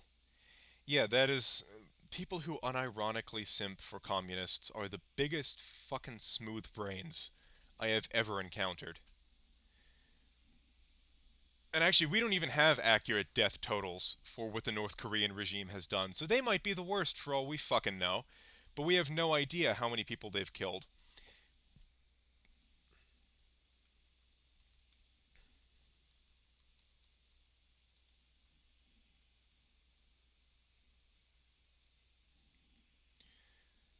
Okay, this is a really good video on the subject, but if you're curious about the Khmer Rouge, give this a look.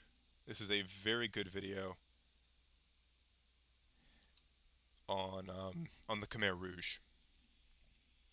Also, so the Carlings. Well, I don't look at the Carlings as the root of all evil. The main reason they're a meme in this game is this shit, because of Carling inheritance. But realistically, the Carling dynasty, which was the dynasty of Charlemagne, is responsible for modern Europe as we know it.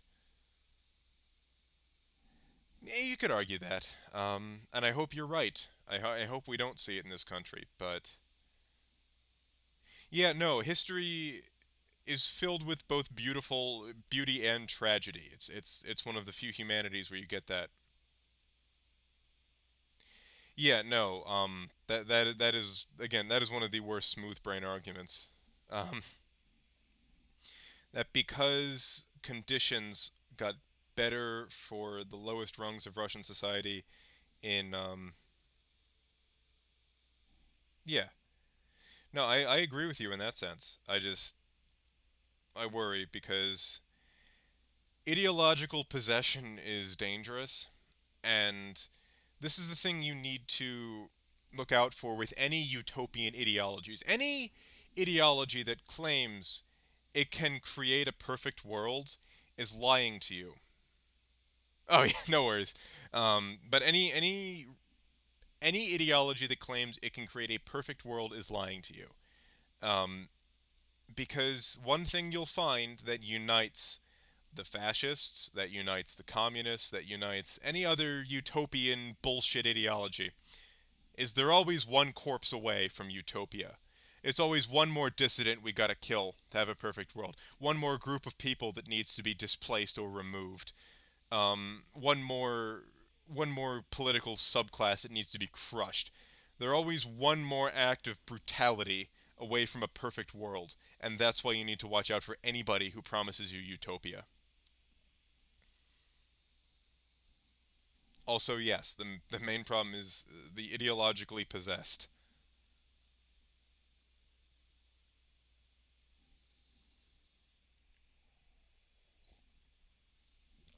It's almost like a psychological disease in some ways, like a psychological contagion.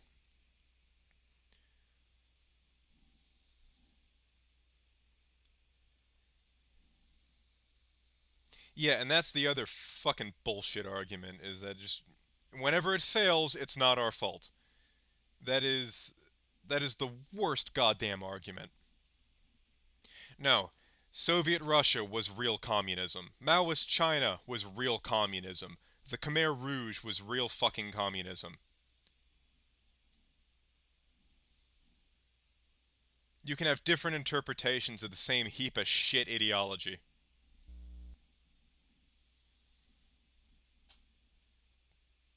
As a historian, I think the Maoists are the worst, but that's also because I studied them the most in college. I specialized in East Asian history for my bachelor's.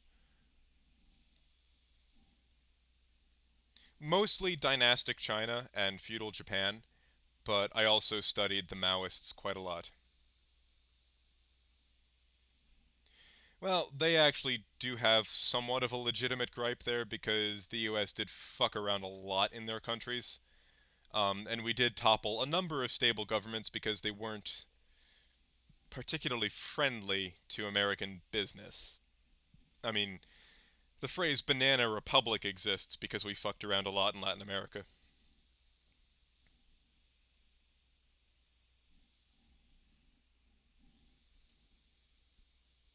Very nice. So you shouldn't be too far away from forming Britain.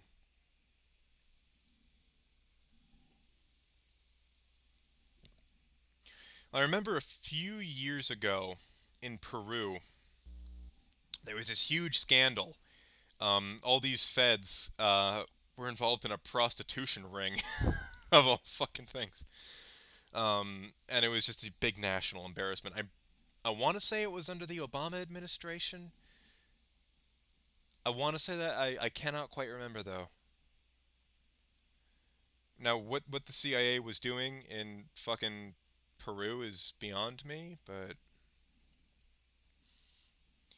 yeah, so they got wrapped up in a big prostitution ring, which is about par for the course for American interventionism. Hasn't gone right since we started doing it. We should stop doing it and just go back to Washington's principle of avoiding foreign entanglements, but nobody listens to me.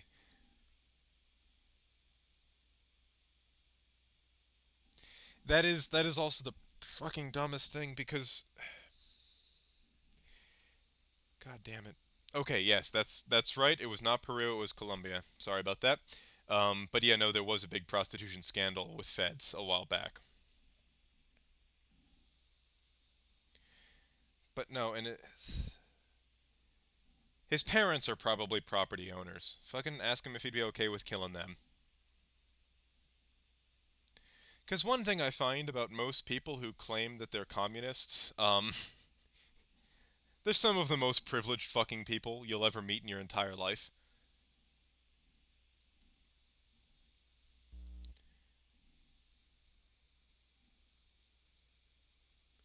Um, if you look at if you look at its resources, its population, and its geographic location, yes, Brazil has a lot of potential, but it's never quite exploited that potential.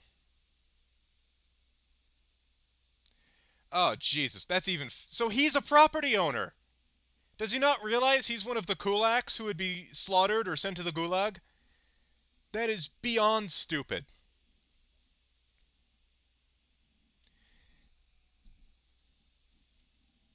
God damn it. Privileged Western communists piss me off so fucking much. Or actually, communists, because as soon as it's communism for them, they don't want any. They want to take other people's shit, but they'll get up in arms the second someone's just taken their shit.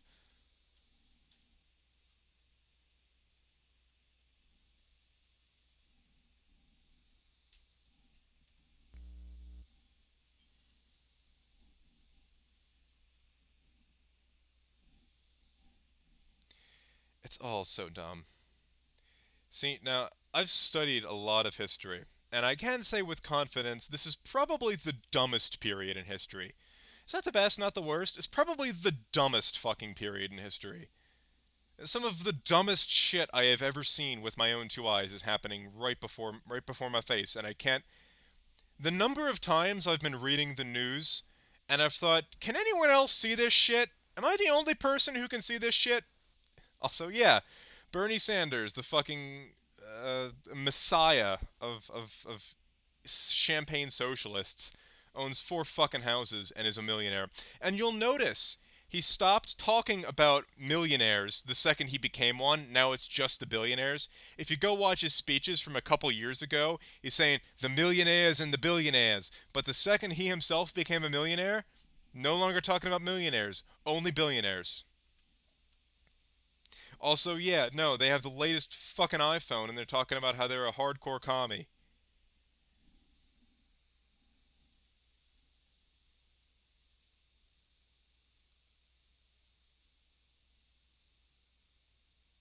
Yeah, no, there have been several different kinds of socialism tried, but they all result in a pile of corpses. Jesus, and that is another fucking thing is if you ask somebody, you can ask people today who grew up behind the goddamn Iron Curtain and experienced it firsthand, and then just disregard all their personal experiences. Also, the list of hypocrisy is endless. The list of fucking hypocrisy is endless. But you can literally go talk to people today who grew up behind the Iron Curtain, behind the misery that was Soviet communism, and they completely ignore all of their experiences. Because the wall only fell in 89. There are plenty of people alive today who experienced that firsthand.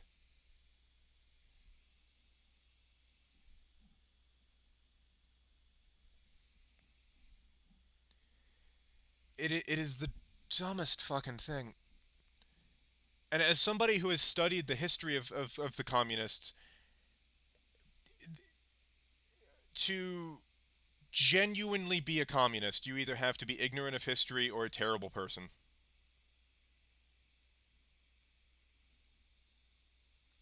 Also, yes, that's academia leans left wing largely because the far left wing has control of the institutions. But you'll notice you won't find too many actual liberal professors either. Also, yes, they are very conveniently the same people who profited under communism are a lot of them profited under sort of Russian oligarchism too. It's almost as if they're opportunists just looking for power.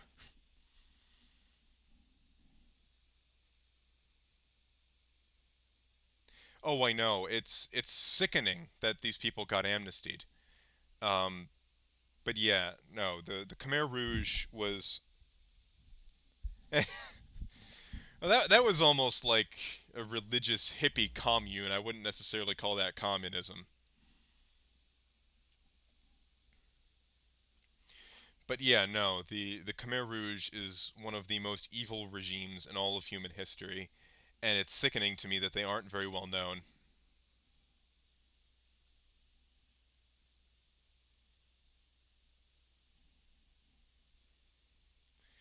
Like, I mean, I've talked to fellow Americans who had never fucking heard of the Khmer Rouge. Granted, a lot of a lot of the because of the American school system, I would wager a lot of them couldn't point out Cambodia on a fucking map. But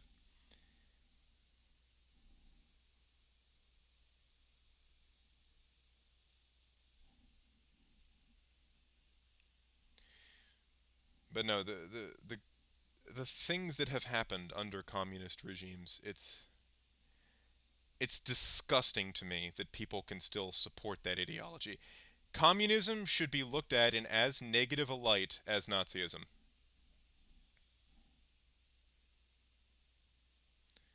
because in terms of what they actually accomplish, they're not that far removed from one another.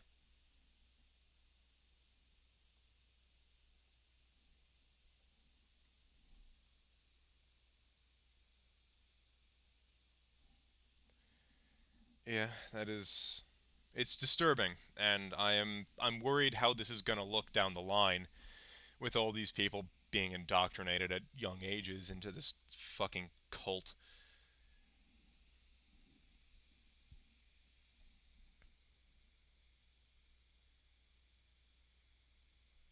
I should transfer him.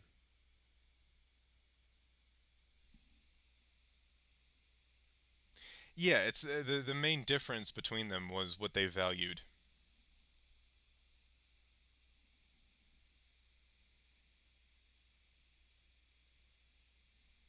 Oh yeah, no, I was talking about that a bit earlier. The Khmer Rouge killed in per capita the largest portion of the population of any dictatorship in all of history. Um,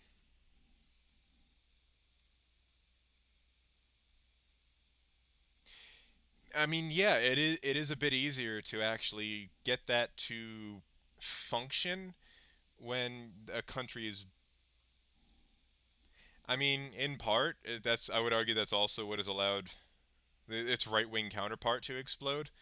Um, Bored people with nothing going on in their lives find solace in the arms of extreme ideologies on the fucking internet. Um, like I said, to genuinely support either communism or fascism, you have to be historically ignorant or just genuinely a bad person. Because the only thing either ideology has ever led to is a big fucking pile of innocent corpses that the proponents of these ideologies are more than happy to pile up because they were counter-revolutionaries, because they feel they have this when fighting for a perfect world, nothing is off the table. That's where they go to. If you're fighting for utopia, it doesn't matter how much collateral damage you create, and that's why these ideologies are so dangerous. When you're fighting for the perfect world, what's a few hundred innocent casualties, considering the greater good you're going to create?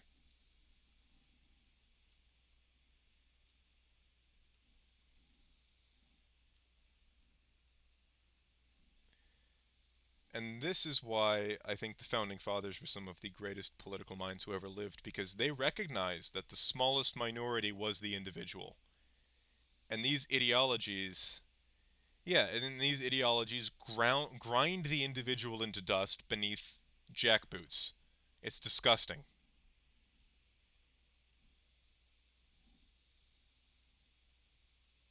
Exactly. For Stalin was one of the most horrible mass murderers in human history, but he was good for a quote. I will say that much.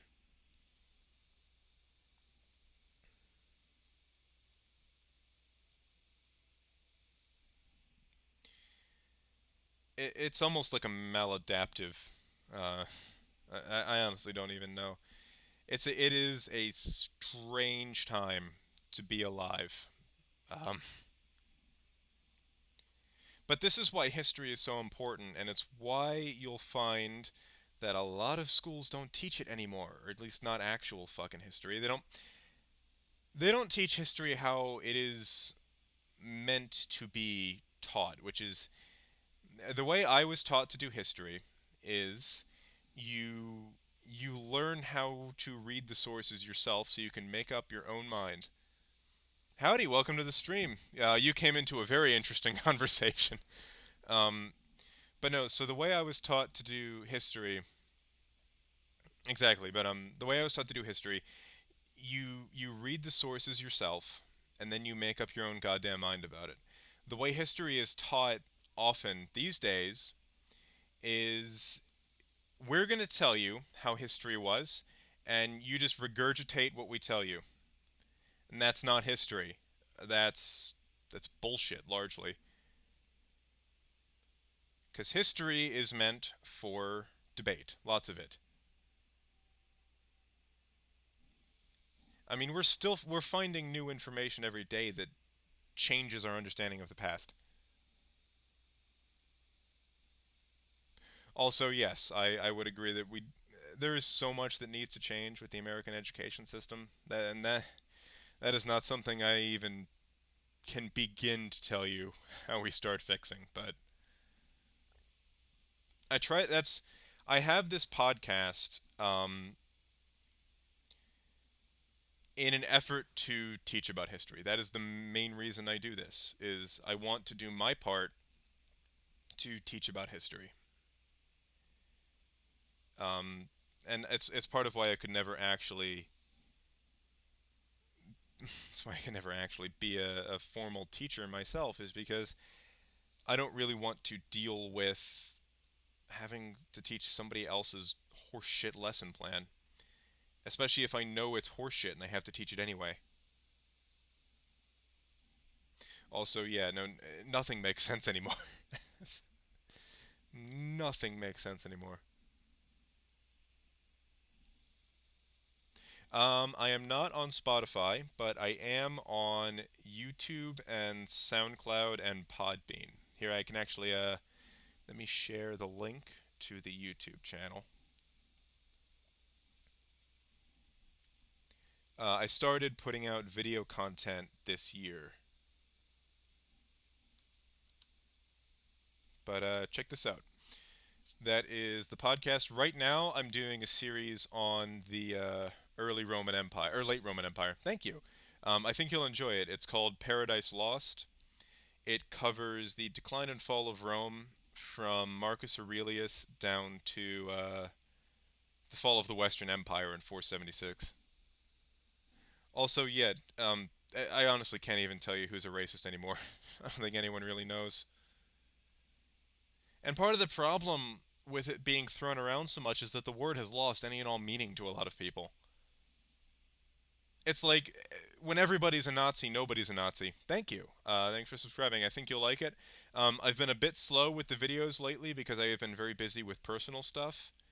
Um, but I should be putting out episode 5 pretty soon.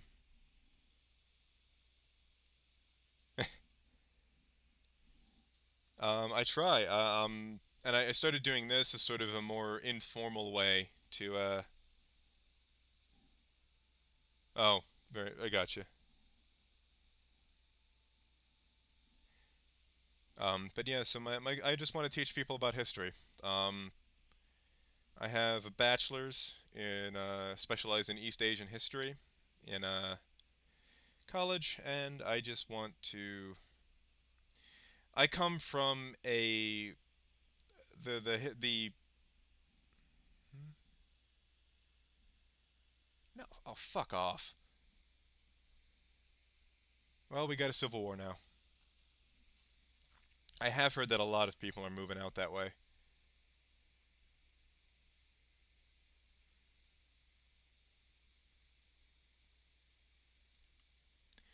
Okay, so we've got a war with Canacta, and now we've got these assholes.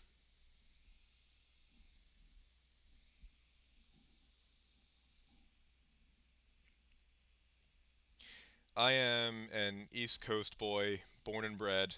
Um, Lived in Maryland my whole life, so I couldn't leave. And Maryland's not that bad.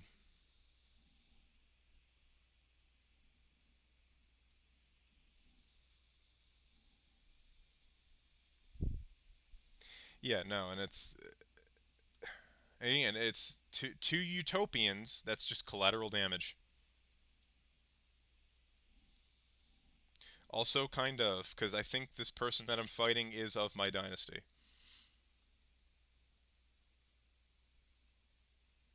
She is not.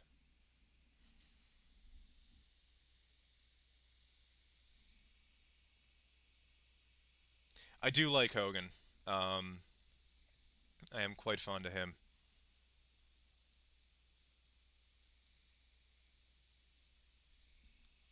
Governor Hogan. He's in charge of Maryland. He is the rare Republican who. Sure. Send post it in the chat. I'll give it a look when I get a chance. But yeah, Governor Hogan is one of the rare Republicans to win in the state of Maryland. Um,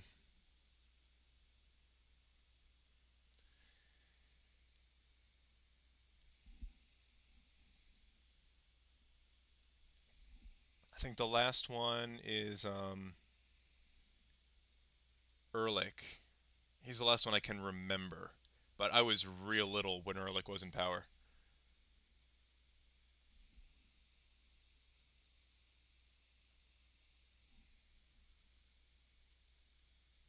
And that's the worst part is indoctrinating kids into that way of thinking.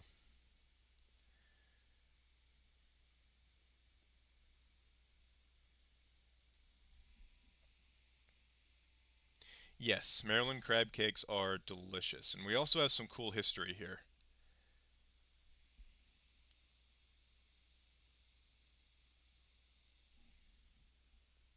Yeah, and then I know he was relatively recent, but also yes, that is a very good point. What even the fuck is going on with politics anymore? I don't think anyone really knows.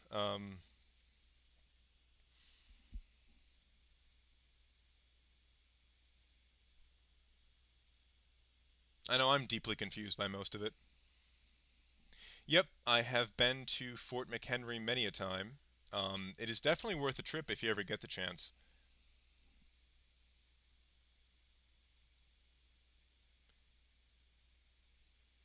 Old school Star Fort, and actually, I did a video on it.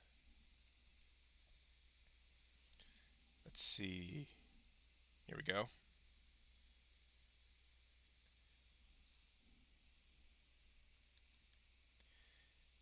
This is a video I did a little while ago. Yep, you can hear that accent is very real. That's not that much of a stereotype. I have heard that all my life. But no, check out that video I just posted in the chat. I did it on Fort McHenry and the Battle of Baltimore. And that is a battle that Marylanders hold very near and dear to our hearts.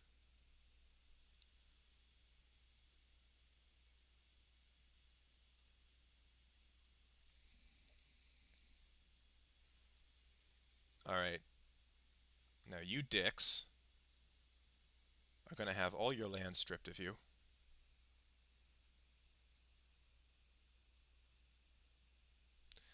Need to bump up Crown Authority before I can do that.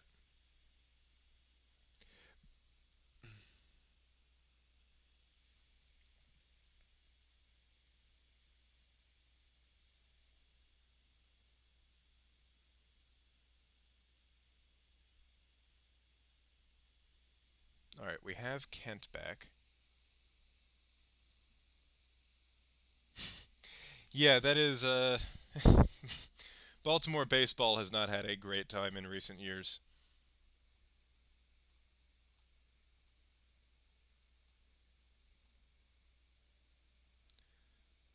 Okay, let's give this to my son.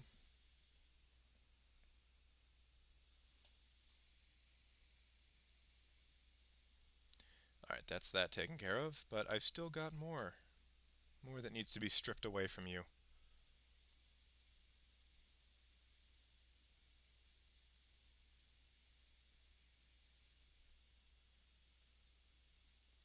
Nobody betrays me. You got it?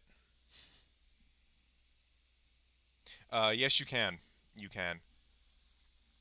So that is actually a very old problem in American history. Um, Earlier in American history, I'd say yes, most Americans felt more loyal to their state than to the country as a whole. That's actually the main reason that General Lee sided with the Confederates during the Civil War, is because he viewed him as a Virginian first and an American second.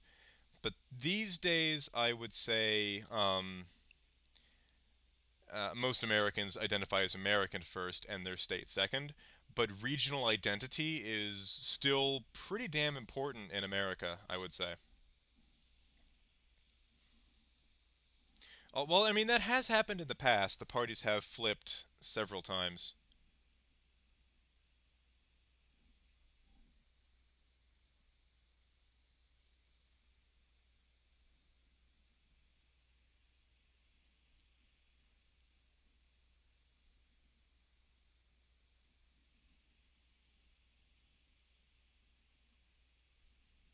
Alright, we still got more vengeance to dole out on our. Well, that is also I have heard that.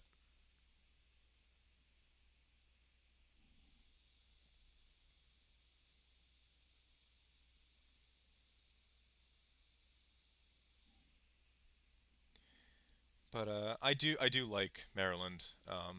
Again, born and raised here. Um, let's go with intimidation. The dread should help. Yeah, I've known a few Texans in my time, and it's a joke to most of them.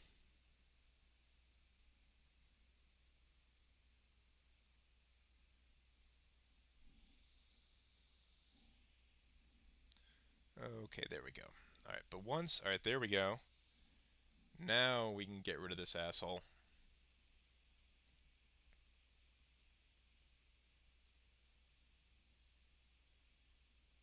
And I know I have more sons. You. And that's how I put all of my sons in charge in England.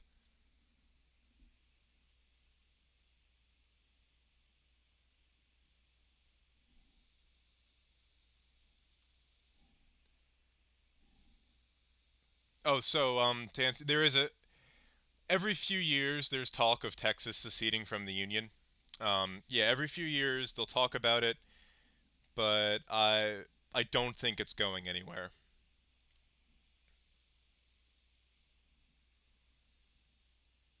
At least not for a long time.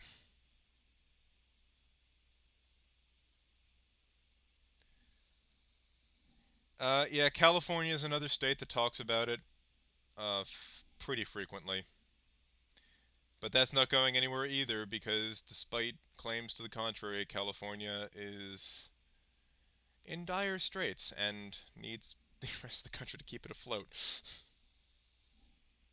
And also, the sentiment that California can leave is fairly common. I would say regional identities are, yeah, no. Legally, no state can leave the Union. Um, and actually, that was part of the reason for the Civil War. Is there was an argument on the Confederate States that it was legal for them to secede.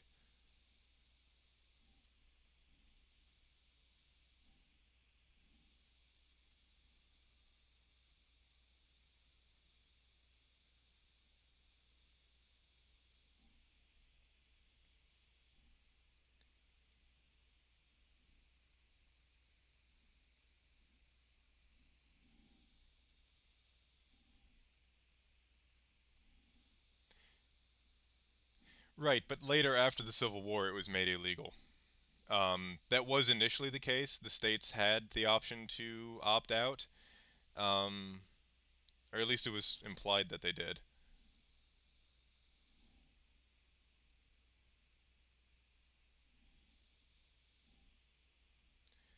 All right, I'm just gonna have to. I cannot continue fighting this war.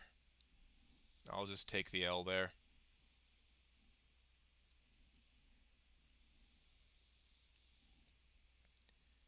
It's sort of like where you probably could, but you'd have to fight tooth and nail to do it.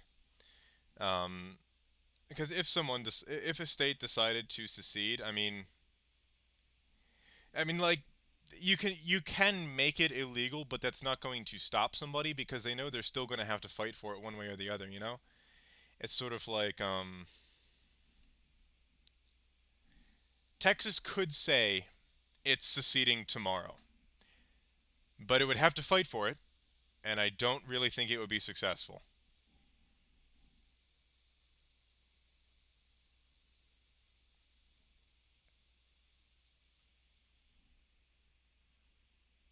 I'm just saying, in a purely academic standpoint, they could try. They could say we're seceding. They probably wouldn't work, but god damn it. All right, who are we at war with now? Just you? You're pathetic. Fuck off.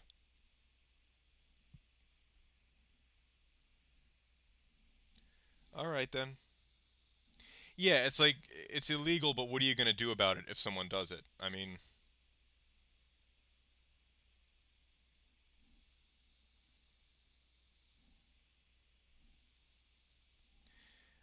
They used to do that actually. In America, you didn't actually used to vote for senators. They were appointed by the governor usually, I believe,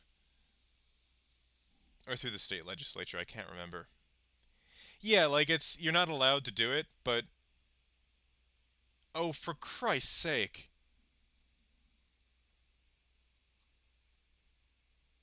Oh, now my son is involved in this you bastard. You little shit.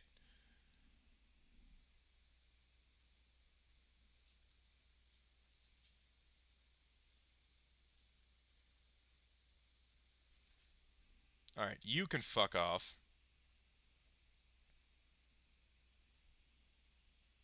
And you guys can fuck off. Yeah, the federal government would immediately go to war.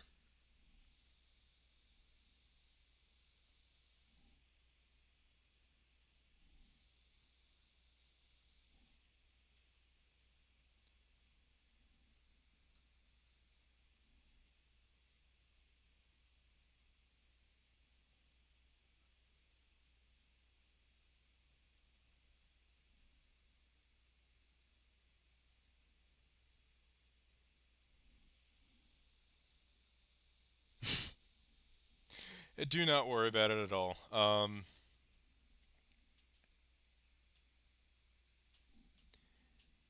It's going. I will fix this. Just need to slap some disobedient vassals into shape.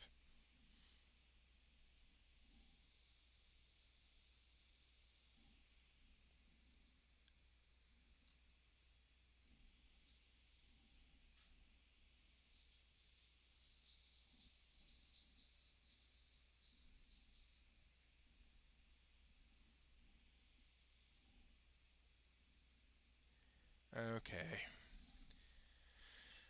Occupied your capital. Now I've got to go slaughter your entire goddamn army. You bastards.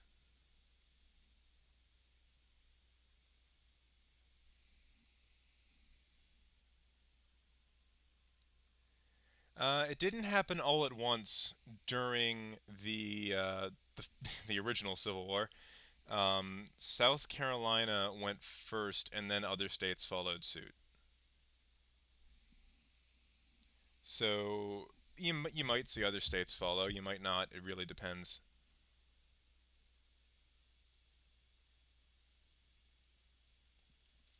Both of my sons joined in. I feel betrayed.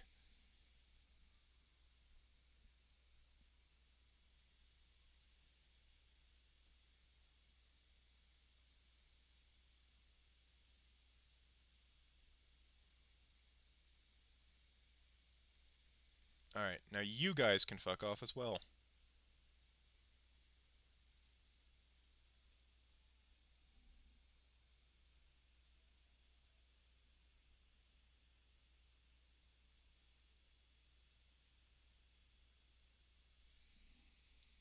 Now to punish my sons for being assholes.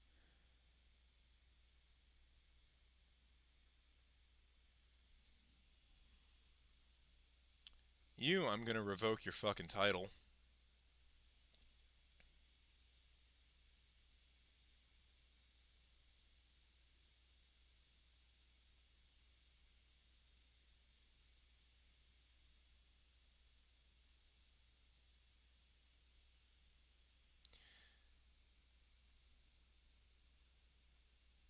Alright, so who do I give these to now? That is an interesting question, but one that we might actually have to see. Because who knows how this whole Brexit thing is gonna shake out?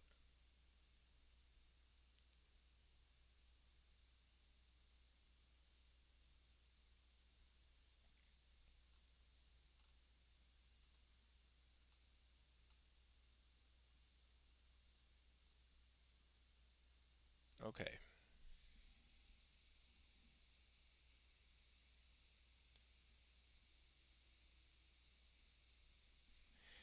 Well, I just had a massive fucking civil war because everybody claimed my throne at once, but it honestly worked out pretty well for me because I was able to break up some of my larger and more powerful vassals for the time being.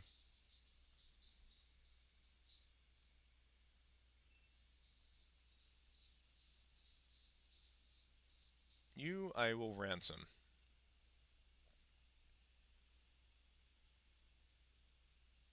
Or do I execute? Apparently that's tyrannical, but that's ransom you dickbag.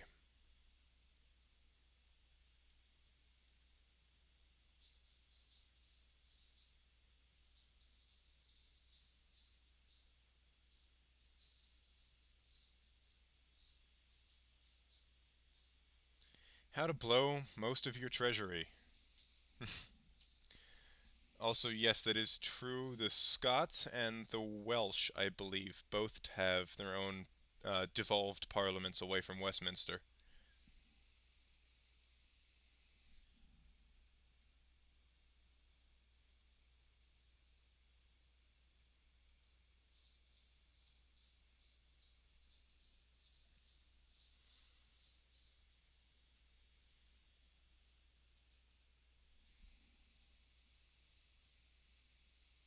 Yeah, all of my sons decided to go to war with me at once. It was something else. They helped another claimant to the throne, which is weird. Why do you hate me?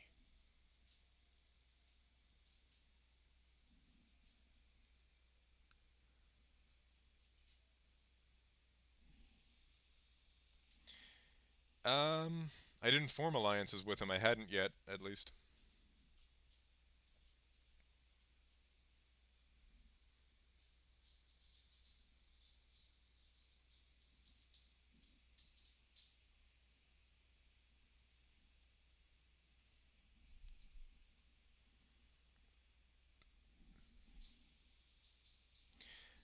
Well, that would end up slaughtering my entire line, so I ransomed them, gave him a slap across the face, and sent him on their merry fucking way.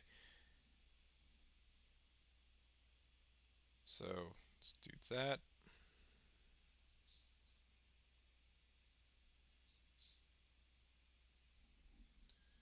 Should be able to, yep, grant him the Earl of Lindsey, get him out of my hair. Give you Duchy of Mercia.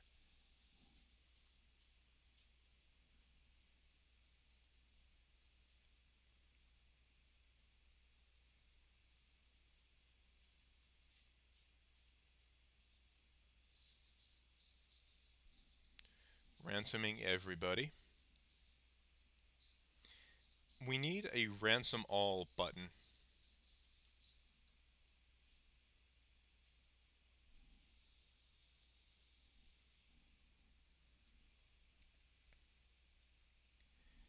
This is actually really cool for me because this is the first time people in my chat have been talking amongst themselves and not directly to me, so this is really cool to watch.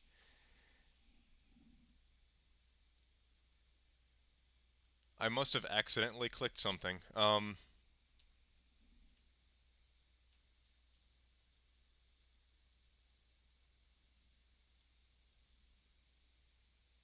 There we go. Back to Catholic. I don't know, but it's some nice borders to look at.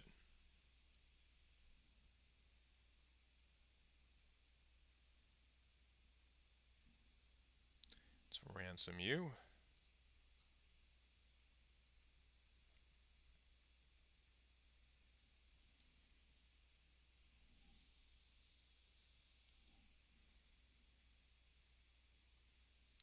Yeah, get out of here.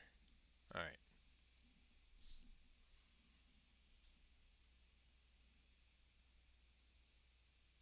All right. So this is my heir.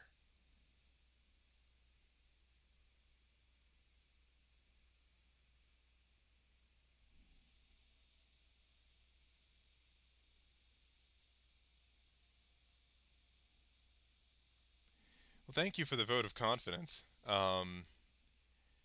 I do try here to. I thought this would be a good platform to kind of teach people history in a unique way, and I hope I succeed in that.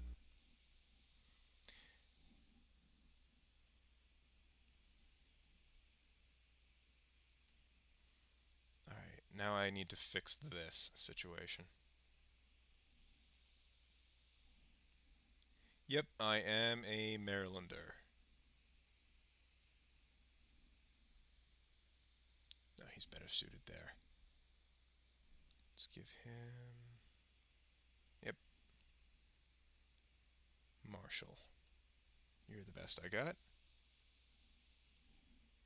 And Spymaster. There we go. All right, that cleaned up the internal borders immensely.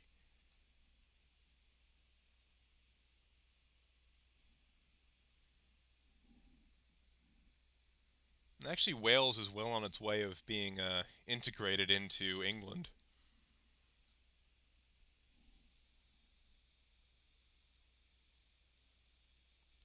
I missed that one, but that could be a lot of fun.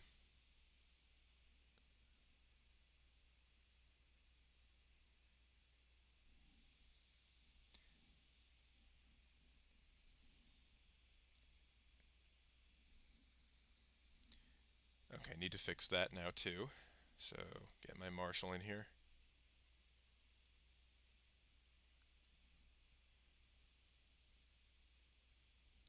Need to get you to like me as well.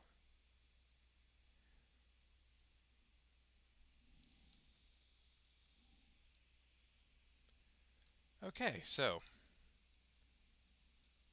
internally, England is looking much better now. Not as many strong vassals I need to worry about.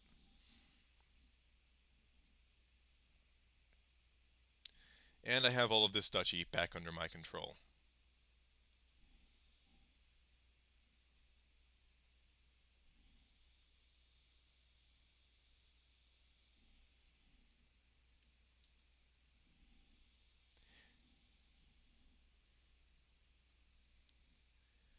Okay. Alright, I think we're sitting pretty now. Coming into probably the end of the life of King Elfwald.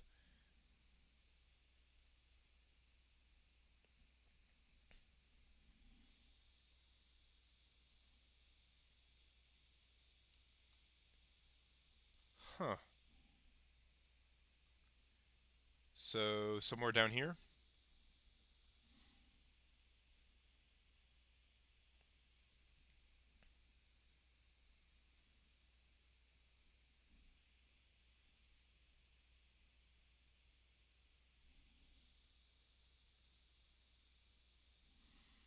Also, basically, yeah. So, a lot of the restrictions have been lifted in Maryland. I think all of them have, and I think it's largely up to the business as to whether or not they make you wear a mask inside. Um, like I was at a wedding yesterday, and we did not have to wear um, masks, at least if we were vaccinated.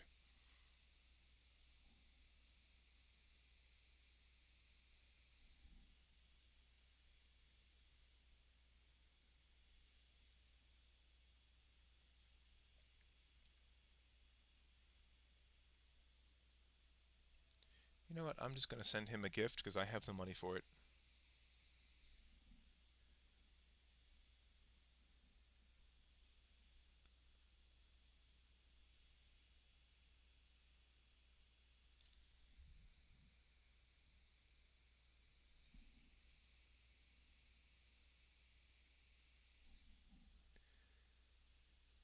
I had the luxury of working from home through, well, pretty much this whole thing. So I didn't have much opportunity to actually catch it, but yeah, mostly in Maryland, I only really have to mask up indoors in some businesses, but some of them let us go without. So that that is a weird question. Um, well, that is kind of most Paradox games, though, isn't it? Most of them are just kind of a big historical sandbox.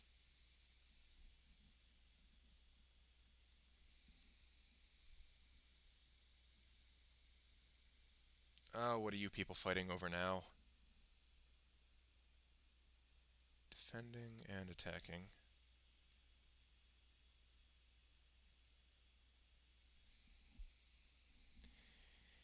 So let's see what's going on in the rest of the world. Um, well, France looks a bit less disgusting. Um, the Khazars have a big breakaway state right in the middle of them.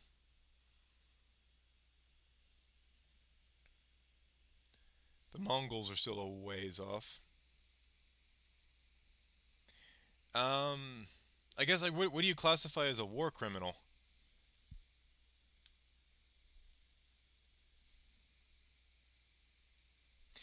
That is true. It might be fun if they gave you like scenarios to work within.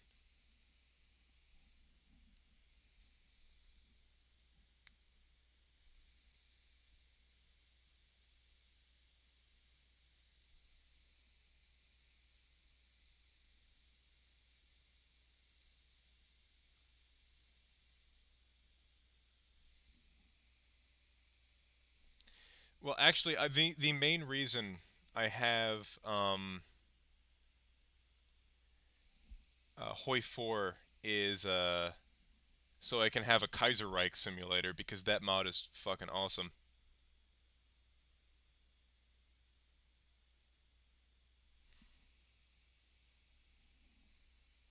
Throughout all of history, probably the most interesting one was Attila the Hun.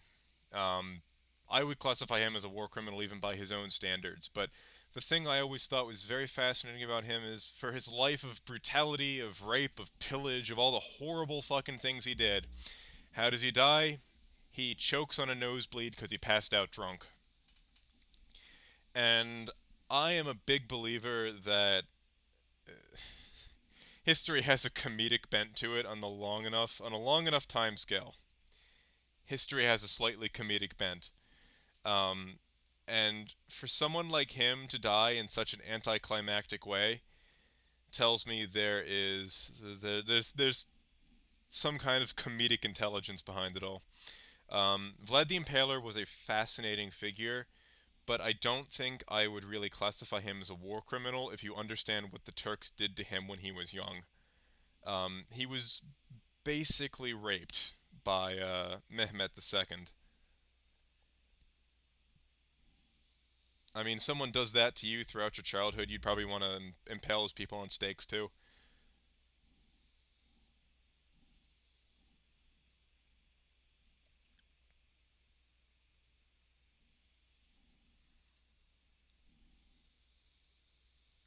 Yep, Mehmet liked teenage boys.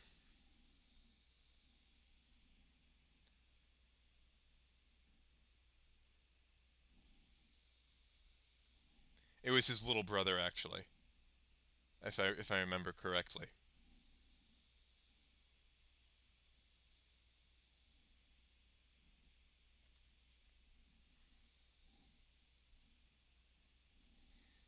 So, and I mean, the Ottomans are an interesting empire and very historically important.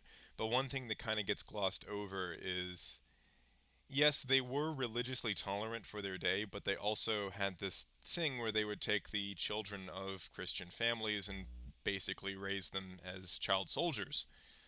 Um, that in most of the classes I've taken on them, that usually gets a little glossed over, which I think is unfortunate. Because you can appreciate the good things an empire or a nation did while also acknowledging that not everything they did was great. Yep, Janissary Corps was basically Christian child soldiers, but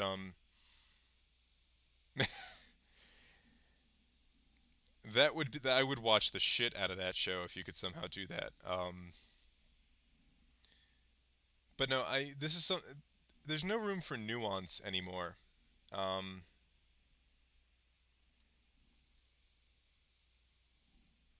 yeah, there is no room for nuance anymore in history. You can't appreciate the good things a country did if it also did bad things. Um, and you can't acknowledge the bad things that a supposedly good country did. It's just they have to be either all good or all bad, and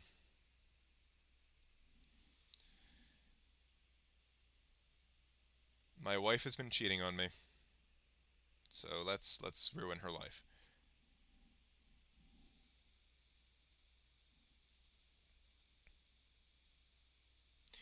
And see, that wasn't unique to the Ottomans. The jizya tax was pretty commonplace for all pre-modern Islamic states. Yeah, no, I think most countries fall on one side or the other of doing more good or more bad. But any given country you can pick throughout history was neither wholly good nor wholly evil, with barring a handful of exceptions, largely in the last century.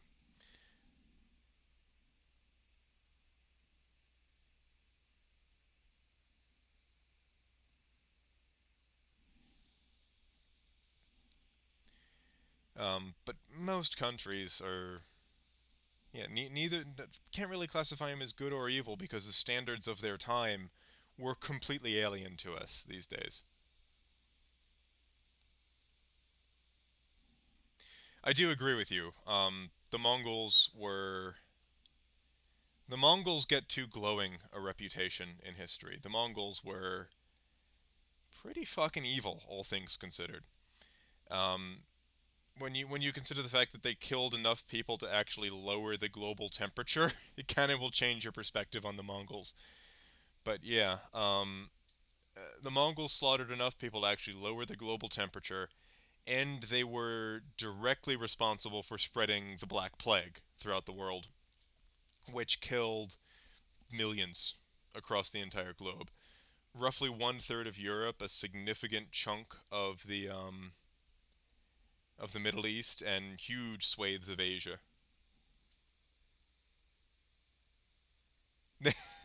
I told you, I would watch the shit out of Chris Hansen going after historical creeps. Also, yes, the Japanese had significant numbers of war crimes that tend to get a little glossed over, shall we say.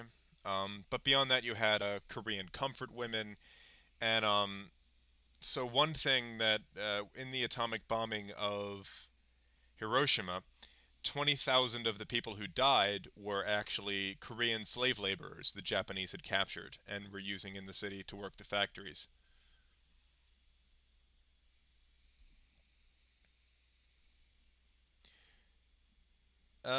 Probably because that would be horrific. That would be. Yeah, Unit 731 was disgusting. Although, interestingly enough, the CCP actually uses the buildings as an elementary school today,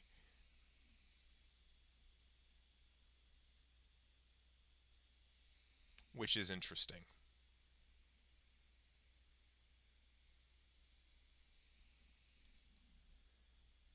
But the human experiments there were the stuff of nightmares.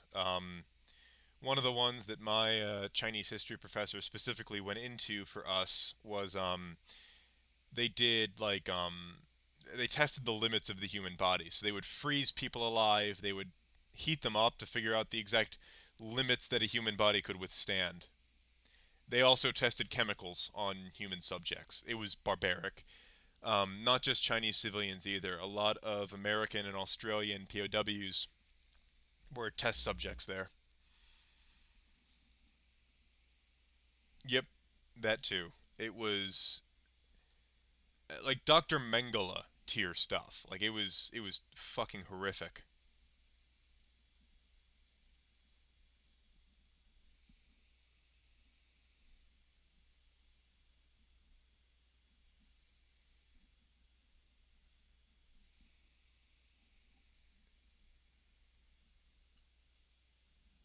All right.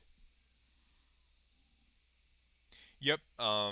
They also tested on ethnic Manchurians because what people forget is the Japanese had a whole ethnic cleansing plan for East Asia.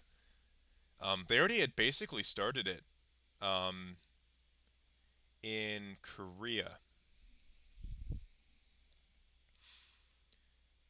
All right. So what have we got?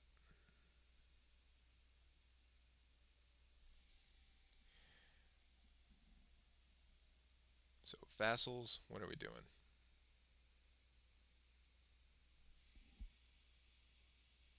Basically, yeah. That's that's a pretty good summary, honestly.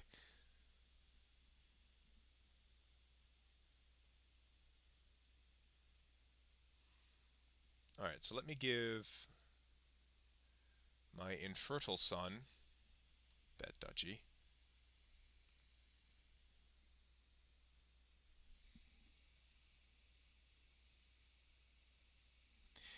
So there was actually a German connection there. Towards the end of the war, the Allies intercepted a submarine carrying a bunch of blueprints of experiments the Nazis weren't able to complete for the Japanese in a last-ditch effort to help them win the war.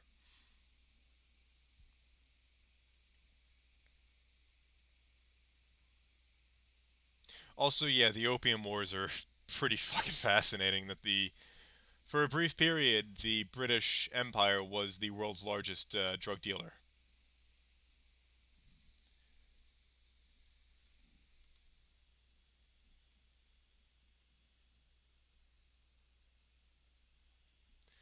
All right, so do I only have one son?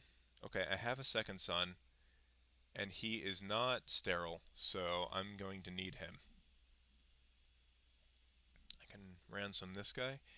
And I think we are at a pretty decent stopping point. So next time, we're going to be trying to conquer more of Scotland and Ireland.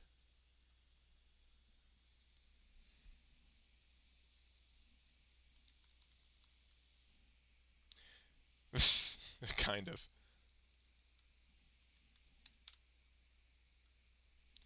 So, I think that's it for me tonight. Tune in next Friday. Yeah, I think I'll be able to do this next Friday for the continuation of this game. And until then, I am Renegade Historian. Thanks for turning out for the stream. Good night, everybody.